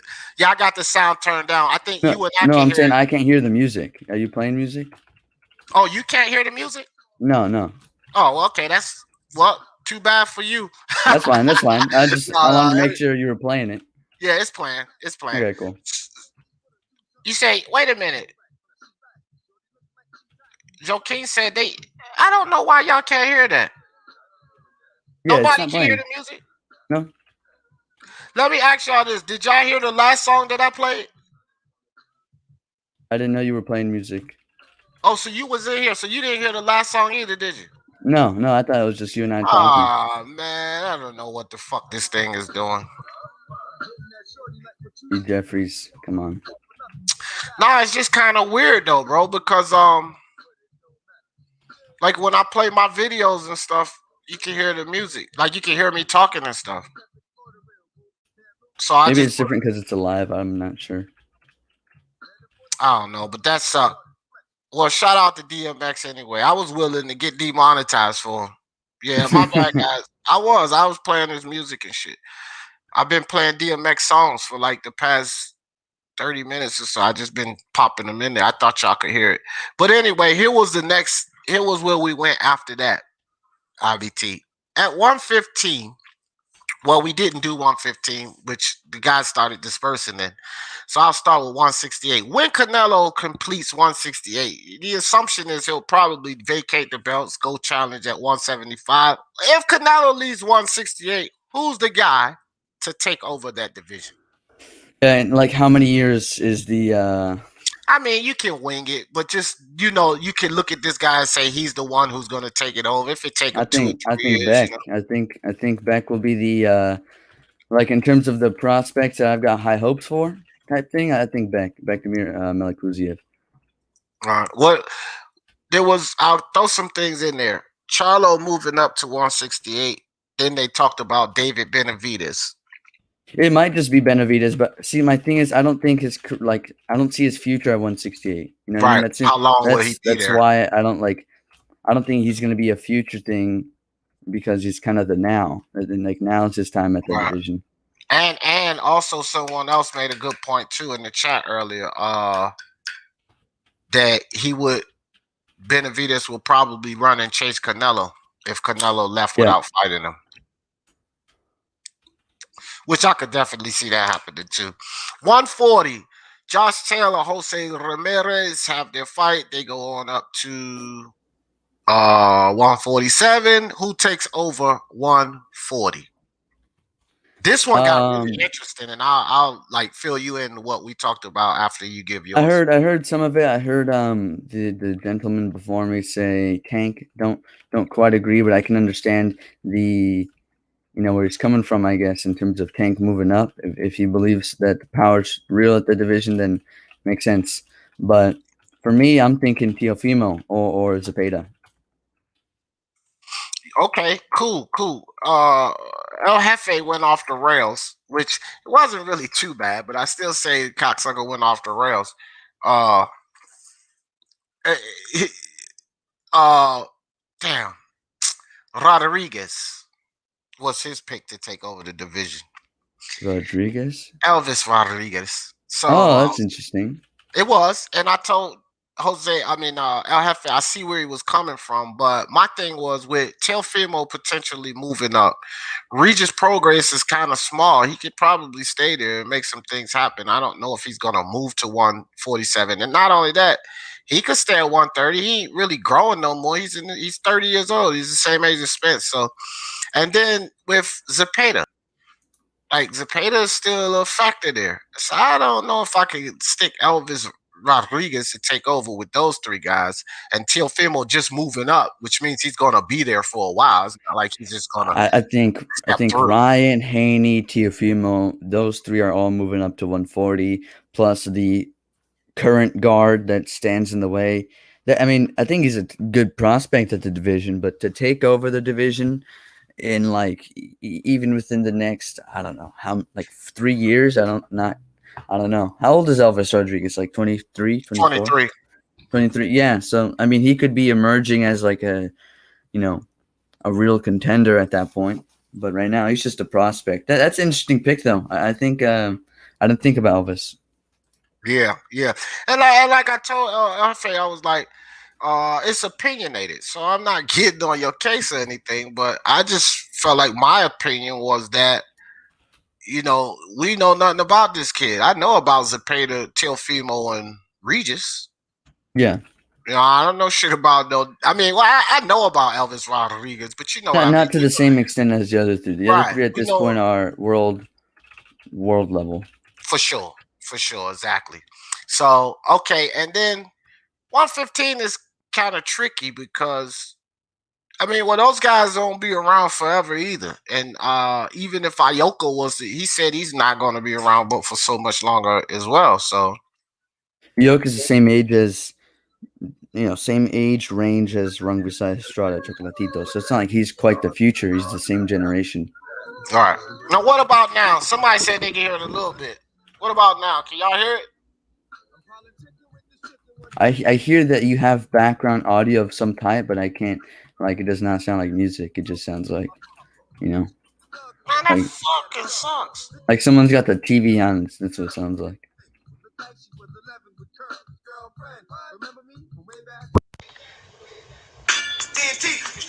What about now?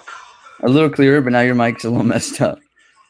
All right, man. Fuck the music. Damn, bro. I want to tribute my goddamn. I need to get a mixer, fam. Yeah, so you guys get a soundboard and stuff. Yeah. I'm going to get off. Man, I spent over $3,000 on this fucking channel and shit already. I'm tired of spending money. So like, because this is the second goddamn computer I bought. I burned the first one out and shit. You know what I mean? And then I'm paying for like the Adobe Premiere premium program and all these other freaking TubeBuddy and everything. So I literally have spent like $3,000 on this channel. Now, it's been some income coming in, and I'm not really doing it for the income.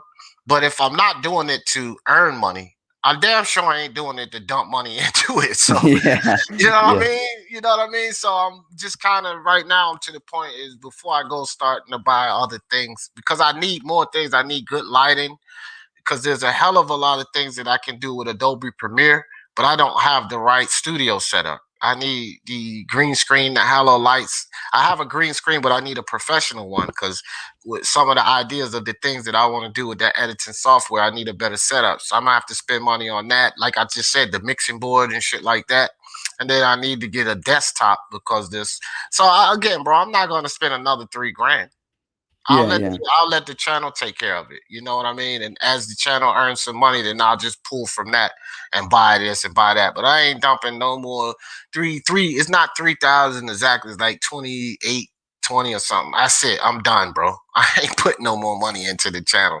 I don't think most people put $280 into their fucking channel. Yeah. You know what I mean? Like fuck all that, bro. But yeah.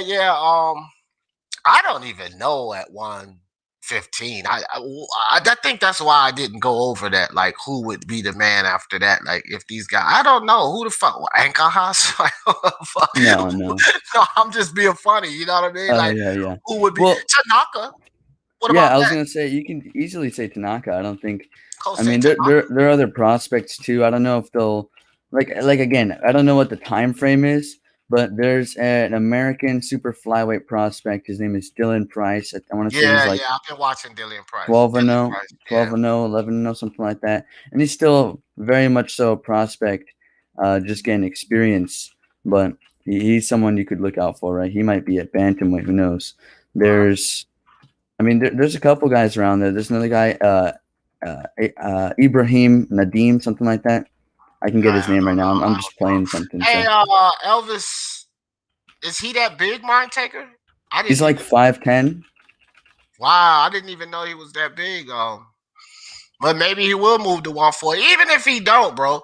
I'm with Alex Herrera here. Teofimo. You know what I mean? James. Yeah.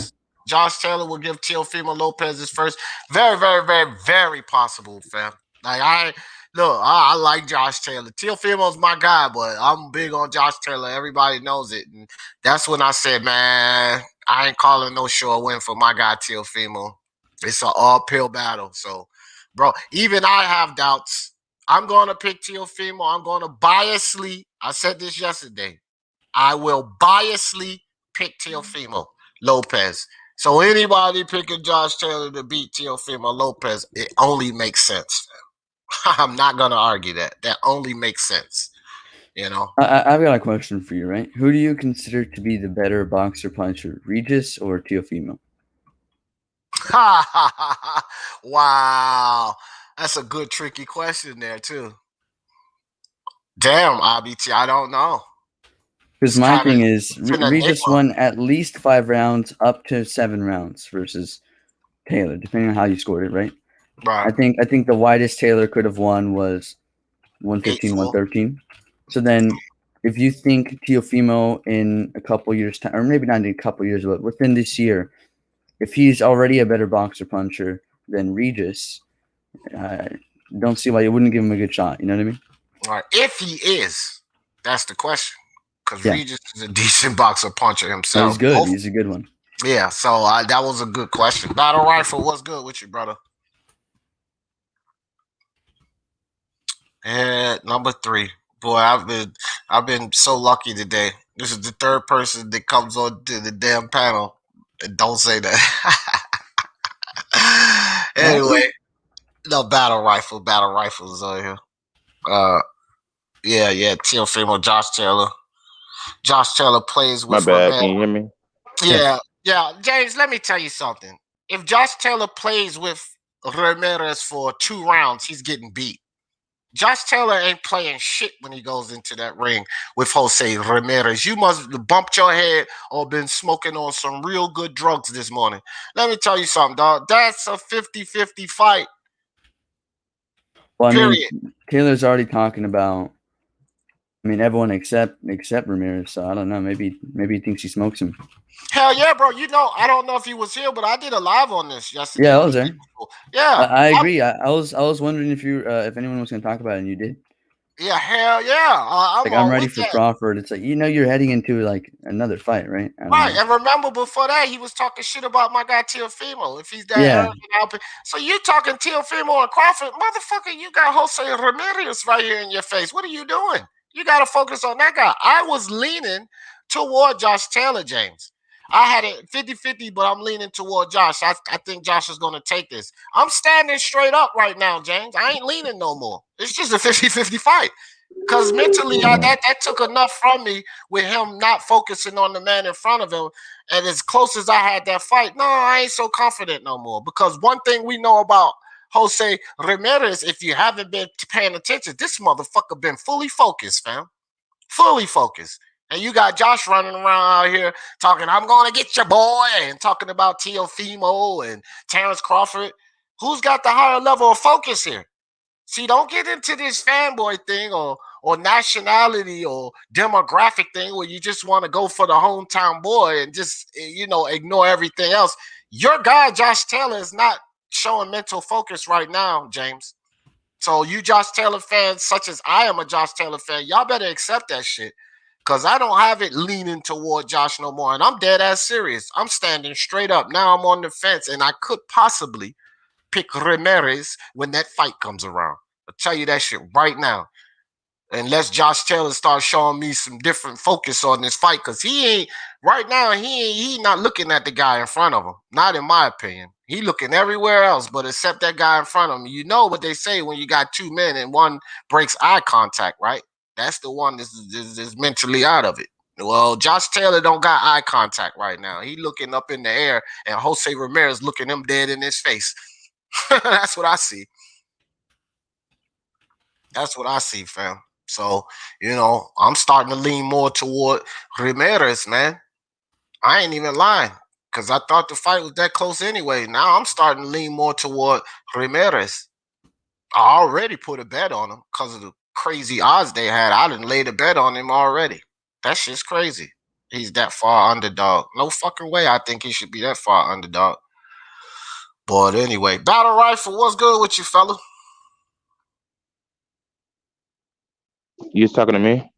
Yeah, I said, what's up, bro? Other battle rifle. Shut up, IBT. Nothing much, man. Just listening to you guys, man. It's good to Okay, so I just woke up because I just did a night shift, but it's good to wake up and listen to this boxing talk. So yeah, you guys already talked about most of the divisions already, right? No, we talked about all of them. But I mean, you can give your thoughts. This is what the topic was, Battle Rifle. We're not talking about pound for pound or who got the belt or nothing. It was just opinion based. Who do you think the top three guys are in these respective divisions? 115, 140, and 168, right, Battle Rifle? But just to let you know, this is a 5-part live that I'm doing here, Battle Rifle. So Monday through there you go. That's the layout for you right there. Monday through Thursday of next week, we're going to continue. 118, 130, 200, 122, 154, 175. Then I got 126, 135, 160. And Thursday, we end off with welterweight and heavyweight. I just kind of saved the two most popular divisions for the last one. And we're just going over who you believe your top three guys are in each respective division. All opinion based. It's no right or wrong. Just tell us what you feel. So what was it you said? We started off at 115, right? Yeah, today we're just doing 115, 140, and 168. 115, that's super flyweight. Right. Yeah. Man, I'm trying to remember who's in that division, honestly. Well, you got Ancajas, you got Chocolatito, you got Estrada, you got Right. Aoka, you got Rungvisai, and I think anybody else you talk about, you just would be losing your fucking mind. I mean, you even going off the rails a bit if you pick Ancajas, but it's all opinion based. So those 5 names I'll give you to kind of give you, I mean, honest to God, you probably just have to put it Estrada.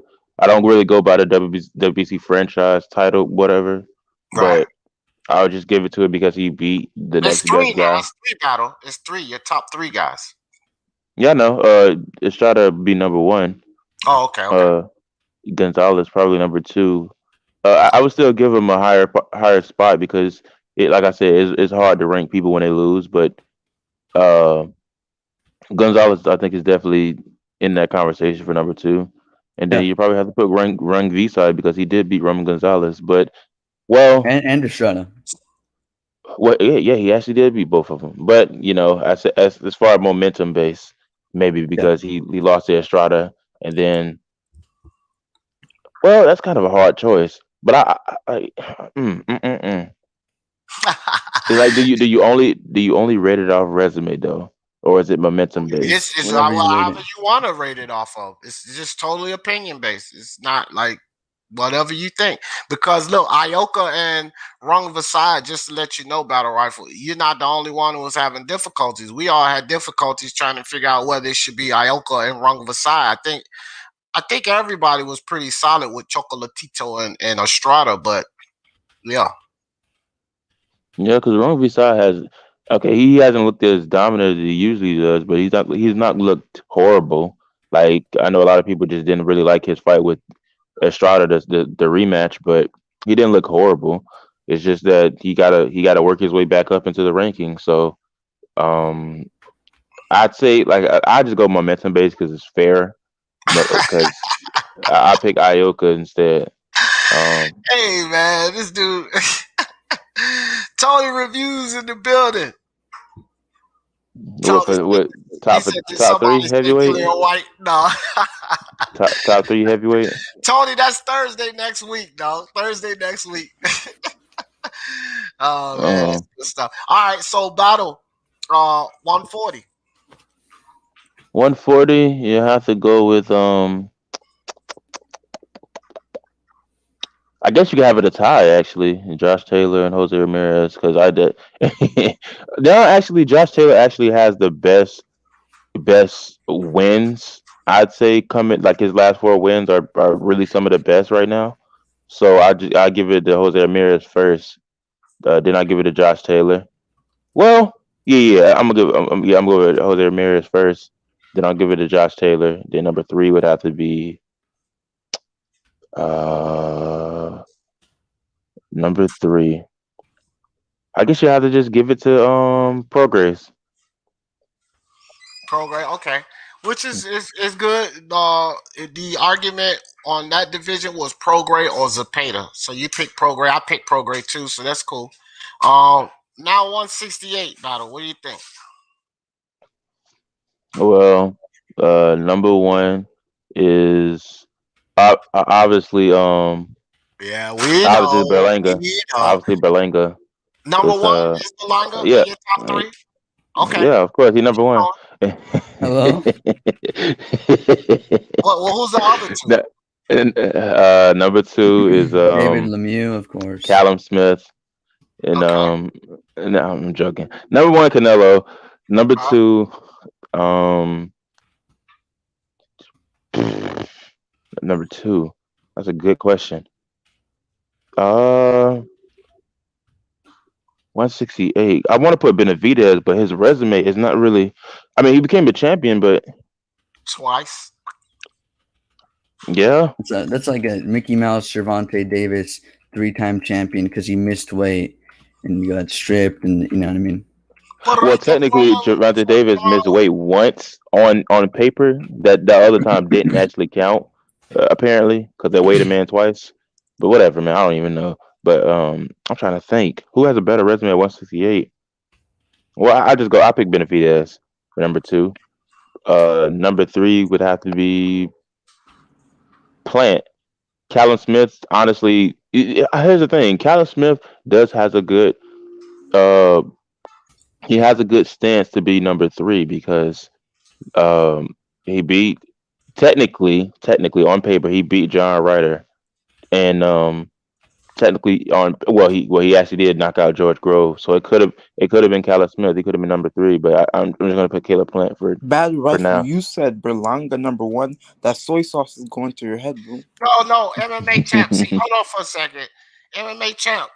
Again, there you go, ready to debate. Did you hear the man say he was just joking? Oh, okay. Obviously not. Yeah, it's just that's just the thing. MMA always looking for a debate, and I keep trying to explain to him, stop coming over here looking for a debate.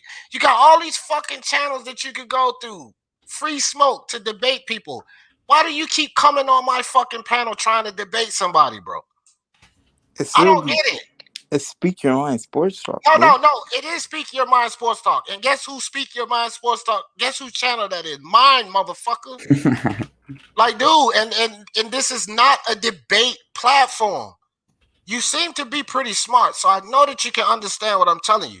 This ain't no fucking debate platform. It ain't free smoke. Stop coming over here when I'm trying to have boxing discussions and trying to debate people. You do it with me Okay, all the bro. time, bro. Just stop trying to spark debates. That's not what I'm trying to do I'm over not here. trying to debate. I'm just saying I disagree. Okay, fine. Well, you disagree with something that he already said he was fucking joking about. Okay, That's why it made me think you're just trying to start a fucking debate. Okay, I was Yeah, in the yeah. wrong Why then. didn't you say anything when I said David Lemieux, huh? Right. Seriously, bro. Come on, bro. I'll give you a pass and say, okay, you was just joking around, fine, bro. But I'm telling you, if you keep coming over here trying to debate, eventually, bro, it's gonna come to an end. You know how I am. I don't. I'm not slight to anyone. I love And you all, plus, and I will kick you the fuck off as well. So I'm just letting you know, fam. and plus, MMA champ, you definitely don't want this smoke, bro. Listen, bro, stop Oh playing with my me, bro. God, there you go. Yeah, so but battle rifle, everybody did have issues with trying to decide on that one too. But What, hell Callum man, Smith? yeah, well, Smith, because see, here's the thing about Smith, and this is why I had my issues. I was actually on the fence with Plant and Smith. I didn't count BJS. I was actually on the fence with my third guy being either Plant or Smith. And the thing with Smith, and the reason why I went that route, battle rifle, is because Callum Smith was the number one ranked fighter before he lost to who? Canelo. But that's all he lost to is Canelo. Prior to Canelo beating him, he was ranked over these guys before Canelo beat him. So I still really haven't ranked over these guys. It's sort of like Teofimo Lopez and Vasil Lomachenko. He was ranked over everybody before Teofimo beat him. Well, after Teo beat him, I still got Lomachenko ranked number 2. And that's how I Yeah. felt about Callum. You, But with Callum, it was, a little tougher. You know what I mean? So, and David Benavidez, I think he beats Callum Smith and Plant. So that's why I put him as my solid number 2. Oh man, you just reminded me, D. Right. David Benavidez did not only, not choose to fight Caleb Plant when the opportunity was presented, but he also Callum Smith. Okay, now nah, I think that was Callum Smith. You remember because you Nope. remember there was Why would he huh? hold that WBC diamond title for so long? For nothing? well, No, okay. well, here's Okay, my thing, hold on, Joe. guys. Hold on. We get ready to get into a Crawford Spence situation. What's that? Was it the guys or was it the fucking network? It was the promotion. management. That's what I'm going at. So I don't want to really sit here and say, no, Benavidez done. No, Callum Well, no, done. his team. I And always say their I team. think that it was that either of these guys would have punched the shit out of each other. It was all these- Samson. yeah, there you go. So Well, that's why I I'll said just his say that, team. That's why I said his team. yeah. It's normally always the team. Yeah. Yeah, but It's their this management, dude, people who speak on behalf of them. All right. yeah, but what the heck happened to Callum Smith after he won the title from George Groves? Like, didn't they say he was like going through like the layoffs and he might move up to 175 afterwards? I was like, what the heck is going on? Like his manager was going Well, crazy. I'll tell you what was going on after that. He reigned at number 1 until Canelo beat him. That's what That was like going one on. fight. I I think don't it was like care, one bro. fight. He still ain't nobody else No, did it wasn't. nothing It was to two. take his spot. It was 2 fights too, yeah, but nobody did shit to take his spot. He reigned as number 1 until Canelo beat him. That's what he did after that fight. That's a fact. Honestly, that was kind of honestly he probably should have been stripped because he held that title for like a long time and Yes, didn't okay, defend it. so now you Why would talk. he be It stripped? doesn't matter. He wasn't stripped battle, and he reigned at number 1. You trying to get away from that now.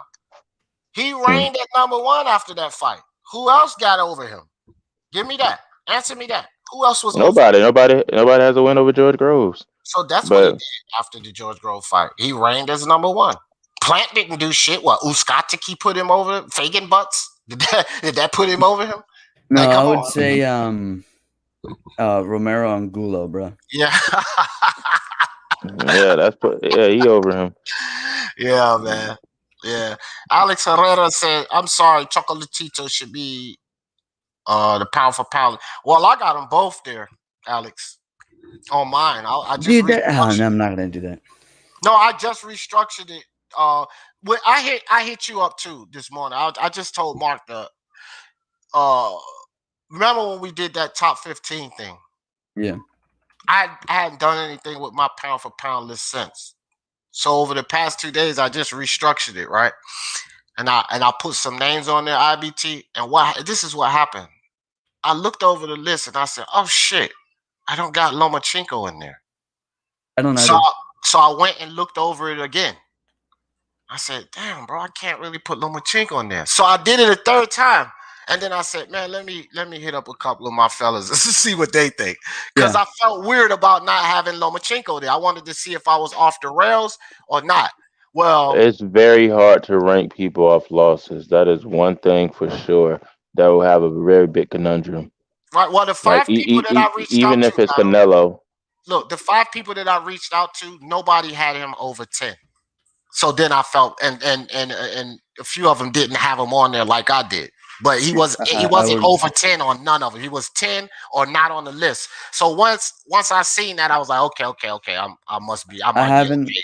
I haven't submitted my list yet, D, but I'll tell you now, Loma's not on it. Not right So now. see, that makes me feel even better. Yeah. Because I only he's sent it not on to mine either. It's well, I ain't sending you no DM. I only sent it to a selective few. And there was a few people that I don't see go off the rails often. You, sir,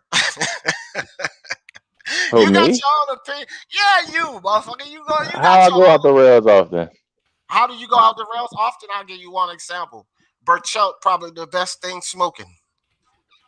Think Man, that you was the a little one. bit. Man, you was Berkel's the the Do you best think that thing was? since sliced bread. don't Do you you think that dare, was a D. little bit off the rails, saying that Burchelt is Don't probably you? the best thing smoking? When did I say he was the best thing smoke? Wait. I say he was the best thing smoking. Like, I No, know I know you you're said not quoting right me up. verbatim, but are you trying to say No, that not I verbatim, not verbatim. I know I'm not doing that, D. I'm But saying you explained to all of us right here on this panel that you even know you're biased over Burchell. And then you start explaining how, yeah, I know I shouldn't pick him here or think that he's this, but I just like Burchell. I just like Burchell. You said that yourself. So I'm not really so making how is that anything off the up. rails, there? How Because is he that off the is rails? what you said he was. Just because you want to say that and you say I You might the be. same one who picked him over Valdez. Don't you dare start No, this no, no, game. no. Whoa. I Don't picked you him dare. over. No. This ain't no Don't you game. start. This is not no game. Because everybody remember you. I picked him over Valdez like a lot of other people. But I didn't rate him the way you was talking about him up here. We was sitting up here. Okay, so what was I rating Hold him? on, battle. Hold on. As we was sitting up here talking about it, we got into a conversation. You must have forgot. We got into a conversation where we all picked Burchell, but we had to slow you down on how far you was taking it. That's what happened on that last. So like, well, hold on, bro. I picked Burchell too, but you taking it a little far. That's called going off the rails, fam. Okay, so what You was did I rate him borderline then? fanboying. You were borderline a Burchell fanboy. Don't. What do you Okay, so think about if you gonna bring up the point that I went off the rails, then what did I rate him? What do you think about Tank Davis? What do you think about Tank Davis? What do I think about him Yeah. as far as rating? He's a good fighter rating wise. As far as 130, 135, he's obviously top five or top seven Off the as far rail. as off the rail. Off the rail at 135. And see, now to me, this is my opinion, and this is my opinion. But if I reach out to guys for pound list, this is why I'm going to reach out to the guys that sees things a little bit more like I do. Tank Davis ain't done a goddamn thing for me besides struggle with a Yuriokis Gamboa at 135. Is to me, Floyd Mayweather puts him up there as the tops. And I've been saying this anyway. Fuck what Floyd says. Tank ain't showing me nothing to say that if I say top three at 135, I'm not even fucking thinking about fucking Tank Davis. Not even contemplating him. No, he doesn't show up on the brain waves. No. So again, with that battle rifle, I would say I would call something like that off the rails, but that's just coming from my opinion. But I would say that's off the rails, right? Tank Davis actually being competitive at 140. People clamoring on about Mario Barrios and all of this. I would say that idea is off the rails. How about this? Tank Davis and Leo Santa Cruz being a fucking competitive fight. I would say that is off the fucking rails. So the only thing I'm saying here is guys that think more similar in the line of the sweet science rating guys and things like that. Those are the guys that I reached out to. Not to say you don't have the boxing knowledge. I'm just telling you, of like mind. I'm going to reach out to the guys that are of like mind. Well, I think what D's trying to check is, okay, well, these guys normally aren't within the same page as me. Am I going too far on this one particular topic, or is that reasonable for people who think the way I think? It's not that your opinion is invalid or that your analysis is poor or anything, because I actually agreed with you on a lot of things you said about Percho, but not quite everything, and he just wants to see what it's like, I guess, or what others are thinking. Yeah, man. D couldn't even tell me what I ranked Bachel, even though he tried to come at me earlier. But that's cool. When I can't tell had you exactly where you ranked them, but I could tell you you rated them too highly. I can tell you that.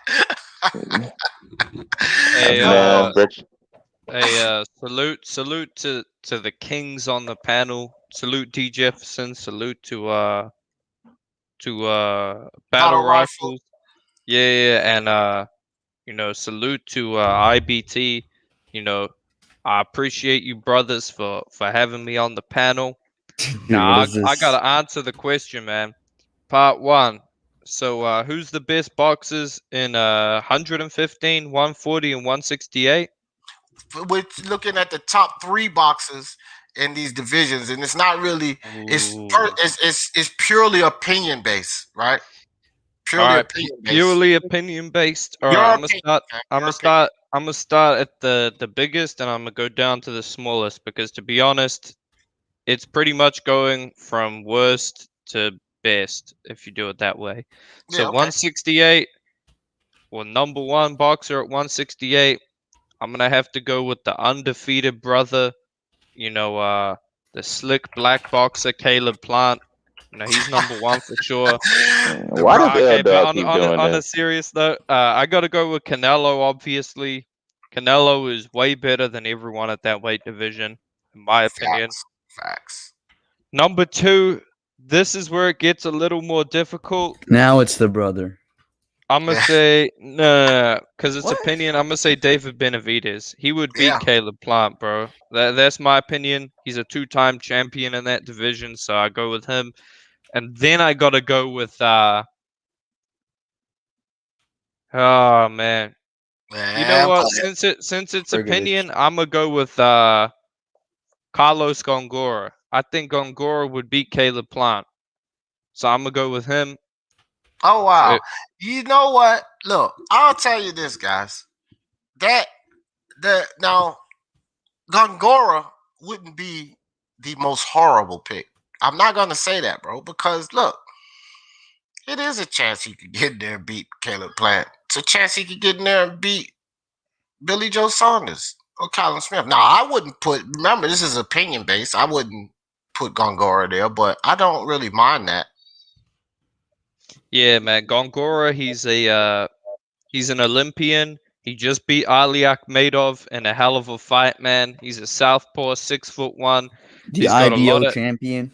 Yeah, he's got a lot of. I'm telling you, man, Carlos Gongora. I want this guy to fight the big bitch, Malakuziev. I think he will expose and dispose of Big Bully, man. Big Bully is to me, look, he's good, but this dude is being overhyped by specific white boys in the community, man. That's my opinion on him. Carlos Gongora would beat him. I think Bektamir Malakuziev is getting similar hype to Filip Hrgović.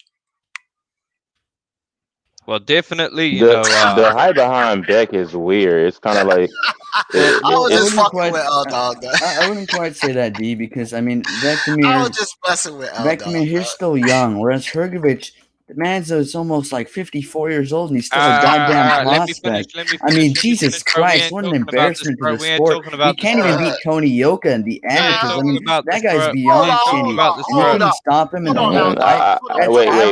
That's absolutely embarrassing. And he should be ashamed of himself, honestly. Bronze medalist, so he's as skilled as Deontay Wilder. Is that the mark we're going with? I mean, Jesus, that is just an awful, awful fighter. Anyways, what were you saying? Yeah, hey, IBT, you know, your comments started off pretty good, but check this out. Boy, that escalated quickly. I mean, that really got out of hand fast. Yeah, really got. Let me tell you something, man. You know that you just went off the rails there, right? You know that, right? Yeah, okay. That got out of hand real fast. Let me continue, man. Tony Yoka would get his butt beat by Hergovich. Bro, he already did 3 times. But let's continue. Shit out. I don't like Yoka. So 168 in summary: Canelo, Benavidez, Gongora. Now 140. This is the easiest one in my opinion. Number 1, because there's only really 3 fighters I think you could put in your top 3. 1 is Josh Taylor, 2 is Jose Ramirez, and 3 is Jose Zepeda. I can't fucking count. But those are my top 3 at 140.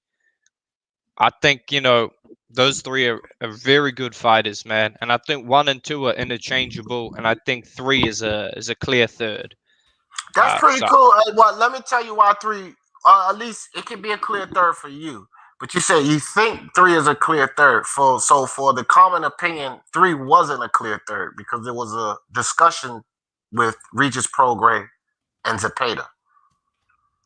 Yeah, okay. So Regis Prograis, the reason I don't have him there is simply because of inactivity, and I think he's going to 147. Inactivity? Well, he has a fight scheduled. He's got a fight scheduled. Bro, he's fighting Red Catch. That's not a fight. That's a slaughter. Hold on. You're right. Inactivity. You didn't say not fighting. But he just had a fight. You didn't say fighting good competition. Bro, you said inactivity. That means you're not fighting. He's been fighting. Bro, he's fighting Red Catch, a dude who likes to dye his hair all kinds of weird colors. Fuck that dude. A Ukrainian brother. No. 115 now. I got number 1. I'm going to have to go with Chocolatito. Number 2, I'm going to go with Kazuto Ioka. And number 3, I'm going to go with Srisakatsu or Rung Visai. All right. Rung Visai threw his fight against Estrada, so he's factually 1-0 against Estrada. Now, Ioka destroyed Kosai Tanaka and made Intangible cry, so he's definitely a solid number 2, maybe a number 1. And Chocolatito is 2-0 factually against Estrada, with the second fight being the more dominant, clear display of superiority. Yeah. It's a good breakdown. Bro. I'm getting ready to shut her down now, guys. We got 3.5. This is a pretty good live, though. We got part 2 coming Monday. I mean, the daily lives, I guess, as y'all know, is Monday through Friday. Saturday, I pop a live. We kick it a little bit, but I do the fights on Saturday. So we're going to pick this up on Monday. And I can't remember what was the 3 weight classes on Monday. Monday is bantamweight 118, super featherweight 130, and cruiserweight 200. Those are the ones we're going to be doing Monday. Hey, D Jefferson, I will be live at around 9 or 8 o'clock Eastern. Make sure to stop by. What part are you doing? Because I'm going to do a different fight from you so that we don't clash. Oh, man, shit. Tomorrow, I think I'm going to cover Stanionis. Okay, all right. I just don't want to do because I'm gonna come to your live, but I don't want to do the same card you doing. You know what I mean? So I'll do a different card. I think I'm gonna do the Showtime card, man. You know, I'm really looking forward to seeing Stanionis fight Delorme, and I'm looking forward to Ennis, man. Joe Smith Jr. versus Vlasov. That's a good fight, man. That's probably the best fight, but it's kind of only one fight I want to see on that card, and that's that fight. Bro, you're forgetting Ancajas versus Rodriguez, the #1 super flyweight in the world, versus a tough Latino challenger. You know what I mean? Oh my gosh, you've been talking to Raider. #1? Does Raider have Ancajas one? No, I just thought he probably gone. I'm gonna pick with Raider. Hey, bro, Raider cracks me up every time a Mexican gets a gift decision. Hey, there were a lot of swing rounds in that fight, man. That could have gone either way. That was a great fight. Yeah, that's Showtime. I mean, he's not technically wrong though. That fight was very back and forth. Hey, what Yeah. fight? Yeah, which You one? talking about Chocolatito, right? Hey, Yeah. I'm talking about Chocolatito Estrada 2. I'm talking about Triple G Canelo 1. I'm talking Oh about boy, not that. uh, But I'm saying either way, Chocolatito versus Shaw was a very, very, very hard fight to score. If people say it was, I don't know what they was watching. IBT is the zone card, is that an early card tomorrow? Oh, I Do you don't know, know? man. No, I can I don't message you. know I'm either. not sure. Yeah, I'm gonna check it out. I'll look it up because I'm thinking about doing two cards tomorrow. Probably the Conor Ben card and That the one's gonna be in the afternoon, like early. Oh well, no, for you it's for you it's the afternoon. yeah, that's what I'm gonna do. I'm gonna do Joe Yeah. Smith and I'm gonna do the Joe Smith card, the ESPN card, and the DAZN card because L Dog is gonna do the Showtime card. All right. Man, Joe Smith looking good, man. Like imagine if he had like I know he lost him, but imagine if he had Bivol on his resume because the dude was trying to be free throw with everybody. Whoa, whoa, Apparently, whoa. See there you now. Here's an example, motherfucker, where I say off the rails. Wait, what did he say? how What did he say? what? Okay, you know what? No, Let's I'm move getting on. into no, we ain't gonna move on. We're gonna stop right the fuck here. Cause I want you to No, know why I no. didn't call you for let me tell you something, god damn it. Joe Smith Jr., I like him. But Bevo will beat him like a damn drum. He already beat him. You didn't hear what I Yeah, said, did you? yeah. So I know, but you just said if he had him on his resume. He would have never had him on his resume. Wait, whatever. Anyway, let's move on. What I was saying was Joe Smith Jr. has been scalp collecting. He's been free smoke everybody. He fought Bivol, but he lost. And the thing is, what I was about to say, if he fought at Artur Beterbiev, it's a good chance he could have beat him because Artur Beterbiev pulled out of the fight. So Joe Smith Jr. would probably been ranked higher than Artur Beterbiev. That's what I was saying. That's why I've been impressed with Joe Smith. You know what I want to see? You know, not what I want to see, but what I would like to see. I would like to see Joe Smith fight Zudo Ramirez, and the winner get either Bivol or Better Biv. hey, shadow boxing. Wait, Joe what Smith. you said That's again? hey, I hold would on, like bro. to see Joe Smith fight. Oh, go ahead real quick. Go ahead real quick, Yeah, Eldar. shadow boxing. Your name is exactly what Joe Smith would be doing if he fought Bivol in a rematch. Shadow boxing, bro, because Bivol schooled that motherfucker, man. Oh There is yeah, no hell way yeah, he Joe did. Smith has improved that much to where he would easily be able where he would body Bivol in a rematch. Hell no. It's the same outcome, bro. It's just a bad matchup for him. Man, please, hell Yeah. no, James. Hold on, I gotta respond to this, cause and this ain't really biased. I'm just telling you, now, Jared Anderson will beat the hell out of Gabriel Flores.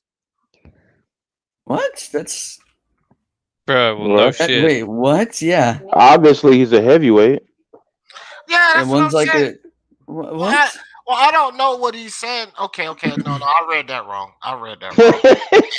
Yo, because D, sometimes, you listen, tripping. I know I am tripping, but here's the thing. Y'all know how many silly ass comments I see in this damn chat. So sometimes I won't lie. I'll read a comment real quick and read it wrong. I just read that wrong. I just read it again. And I'm like, oh, okay. The two prospects from top.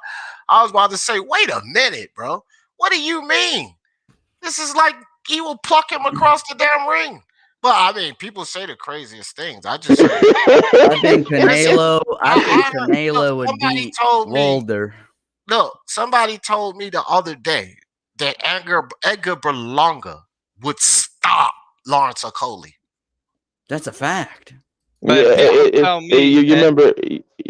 Hold up, before you go, L Dog. I know exactly what you're about to say. Me and L Dog had a long conversation on True School. Well, it's just people that just don't really know anything about weight classes. So, like, I think L Dog was telling me that people over there when they talk to them about boxing, they'll be like, yeah, I think Floyd Mayweather is the best heavyweight of all time. I'm like, huh? Oh, okay. Yeah, it could Yeah. be some shit like that because I get these weird comments, and that's why. Yeah, my bad, James, because I do get these weird comments in my chat too, and I'm like, Jared Anderson and Gabriel Flores, what the fuck? That's why I stopped everything. I was like, hold up. You know what I'm saying? Because this is ridiculous. But somebody just told me the other day, I can't even remember, some troll in the damn chat. And it kind of threw me off because he was saying some things that was decent, and then he came out with that. I don't know. I like Berlanga, and people got this guy Okoli, hyped up so much. Edgar Berlanga will stop Lawrence Okoli. I said, man, you've been smoking drugs, Is Sokola even ranked the top 10? Is he? Okoli is bro. the WBO champion at cruiserweight. Is a cruiserweight. Fucking Berlanga's at Oh, okay. 168, dude. That's why I said I see these crazy comments, so sometimes I read them wrong. Like, I don't know what the hell. Some people just, I think some people. Oh, I know what my problem was. I thought Okoli was a heavyweight. No, Hell he's a no. cruiserweight. But that would make it even worse for Berlanga. Yeah. That would be even worse. Like, that motherfucker get his ass beat by Lawrence Okoli. I'm talking beat mercilessly. You think he can Hey, beat Dorticos? He could. That's a good fight, and I would like to see, but I would pick Okoli over Dorticos. Man, I have Dorticos decapitating that dude.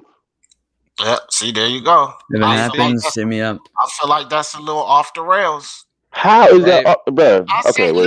well, that's why. No, don't ask me how and then get mad because that's my opinion.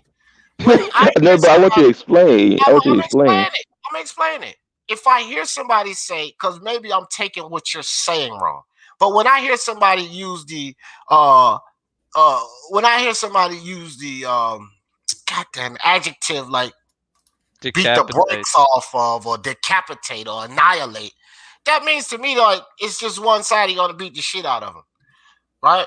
I think Lawrence Okoli actually beats Dorticos. So for you to come and say he'll decapitate him, it's like you don't even think Okoli has a chance. And if that's the case, you're off the fucking rails.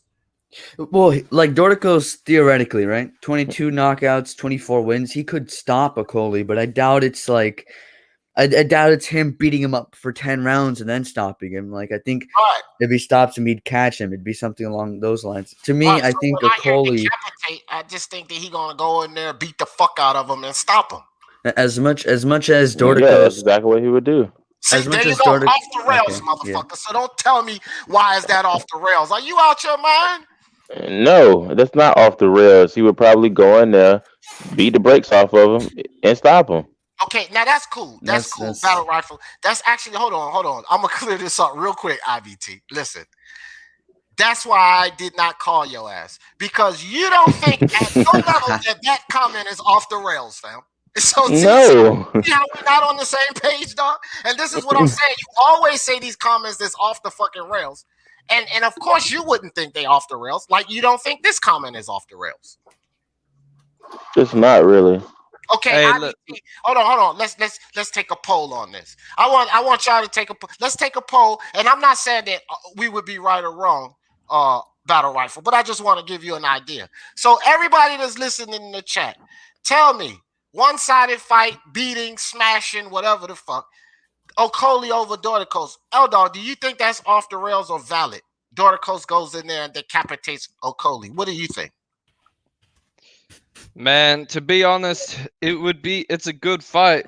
I don't think he would just beat the fuck out of him, but I think he could KO him brutally. That's what I think. But it would be a good fight. It would be a good fight. The fact you said it's a good fight off the rails already.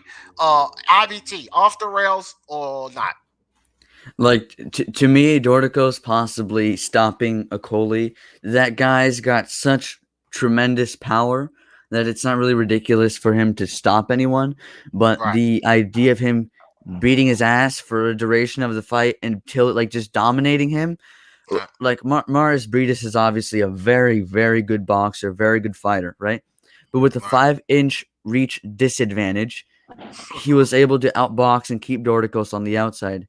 Okoli is a fighter who can also move on the back foot. He can also box. I mean, we saw him in the last fight just beat up Glowacki from a distance and then, knock his ass out. A inch reach advantage. Yeah, instead of a disadvantage, he would have an advantage. He has superior movement. He's got the superior strength, probably, in terms of, like, if they were to get up close to each other. Okoly's good at tying people up.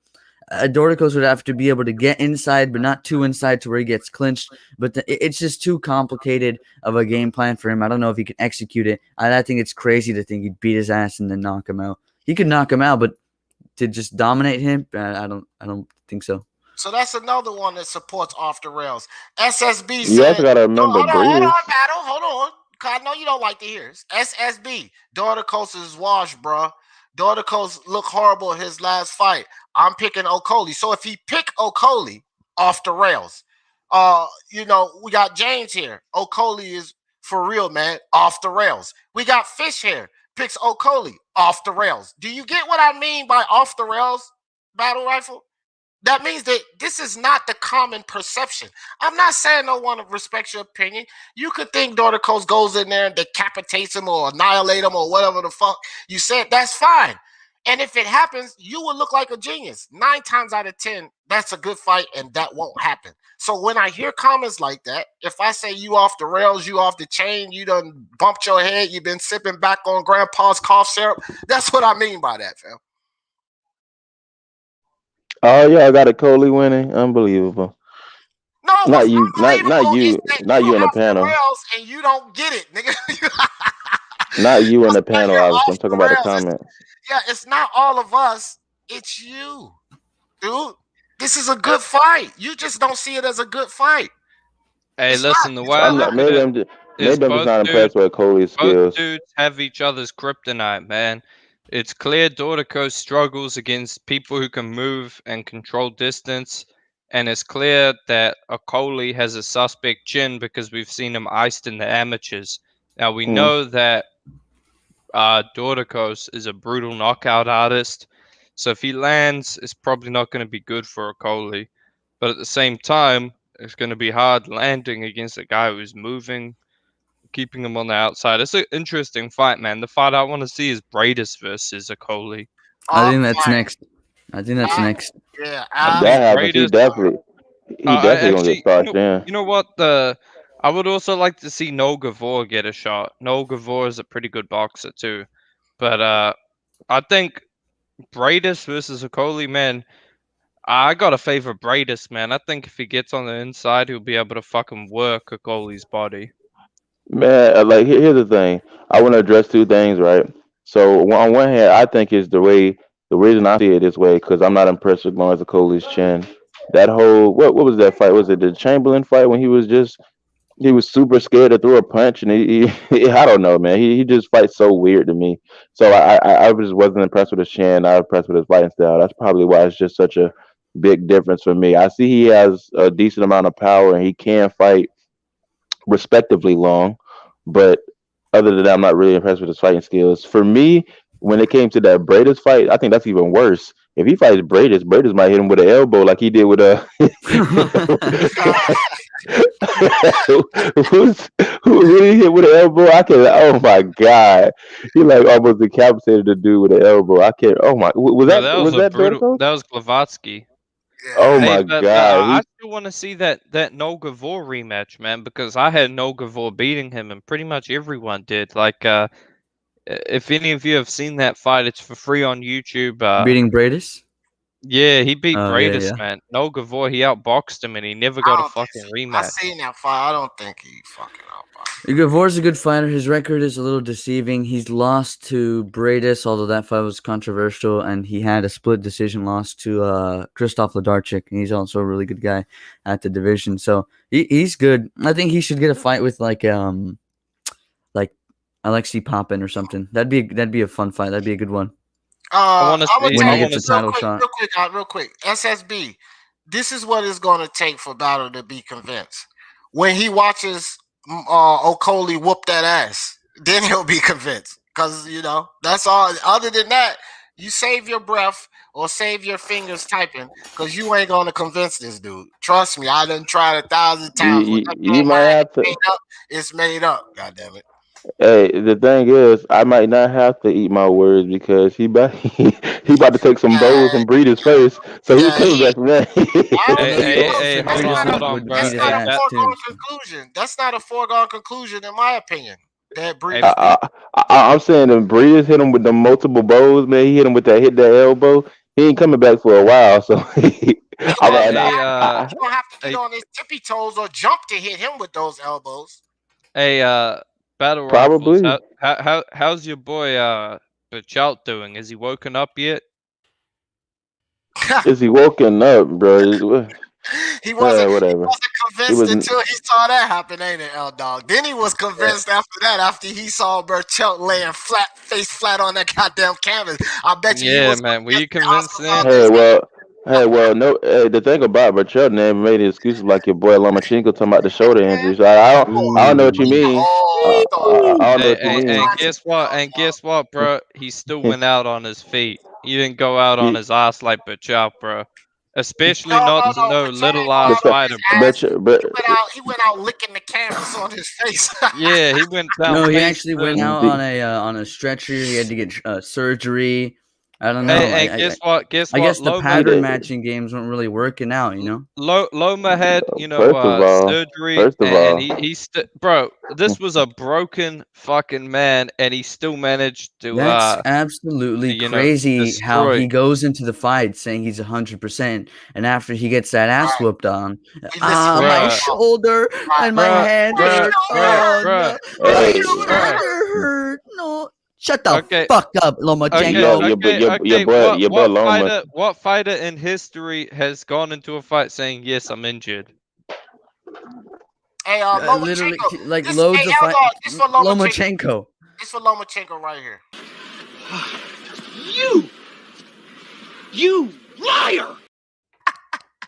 Hey, That bro, he motherfucker. lied, Listen. but Let Bro, me but tell you something, L this Dog. dude Lomachenko Your boy was swimming in the Lomachenko. same salt water Manny Pacquiao was, Yeah, bro. this nigga Lomachenko nah, said. because Hold he on, hold on, actually hold on, had hold on, hold on, surgery. hold on, hold on. Lomachenko said going into the fight.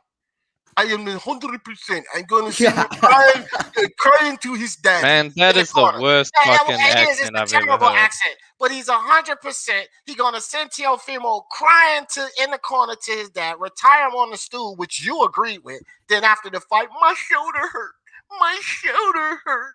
Get out of here, L Dog. My Hey, This guy is honest to out shoulder. God, here, man. honest to God, dog. Honest to God, your boy Lomachenko fought like Joshua Gotti against Manny Pacquiao. He blocked forever and then decided Lomachenko he did got he outboxed by a prospect with one leg. Oh my god. It's like Smoke Bruh. said. It's like Smoke said. You can't practice social distancing for the first 6 rounds and then come out complaining about your shoulder. Facts. One of the great quotes of Get the Smoke. Practice Hey, social distancing listen, for man. 6 rounds, then come out complaining about a shoulder Lomachenko, injury. he had he had a bad night. It is what it is.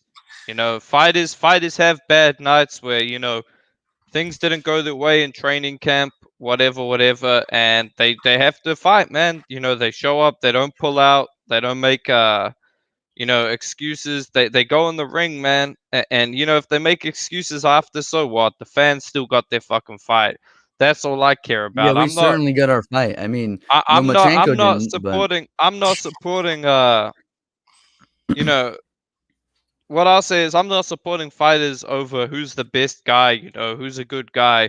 Man, I like all kinds of pieces of shit, man. I like Carlos Monzon. That's a great fighter. He fucking murdered and beat the shit out of his girlfriend, bro. I what's don't that give a got to do fuck. with anything? Hey, listen, bro. A lot of Loma hate is because he's made excuses, bro. He got in the ring with an injury. Shout out to him. Wow, Yo, you know I don't what? Oh my hate on Loma. Gee, I said he's have you ever heard anyone get so much credit for anything they do?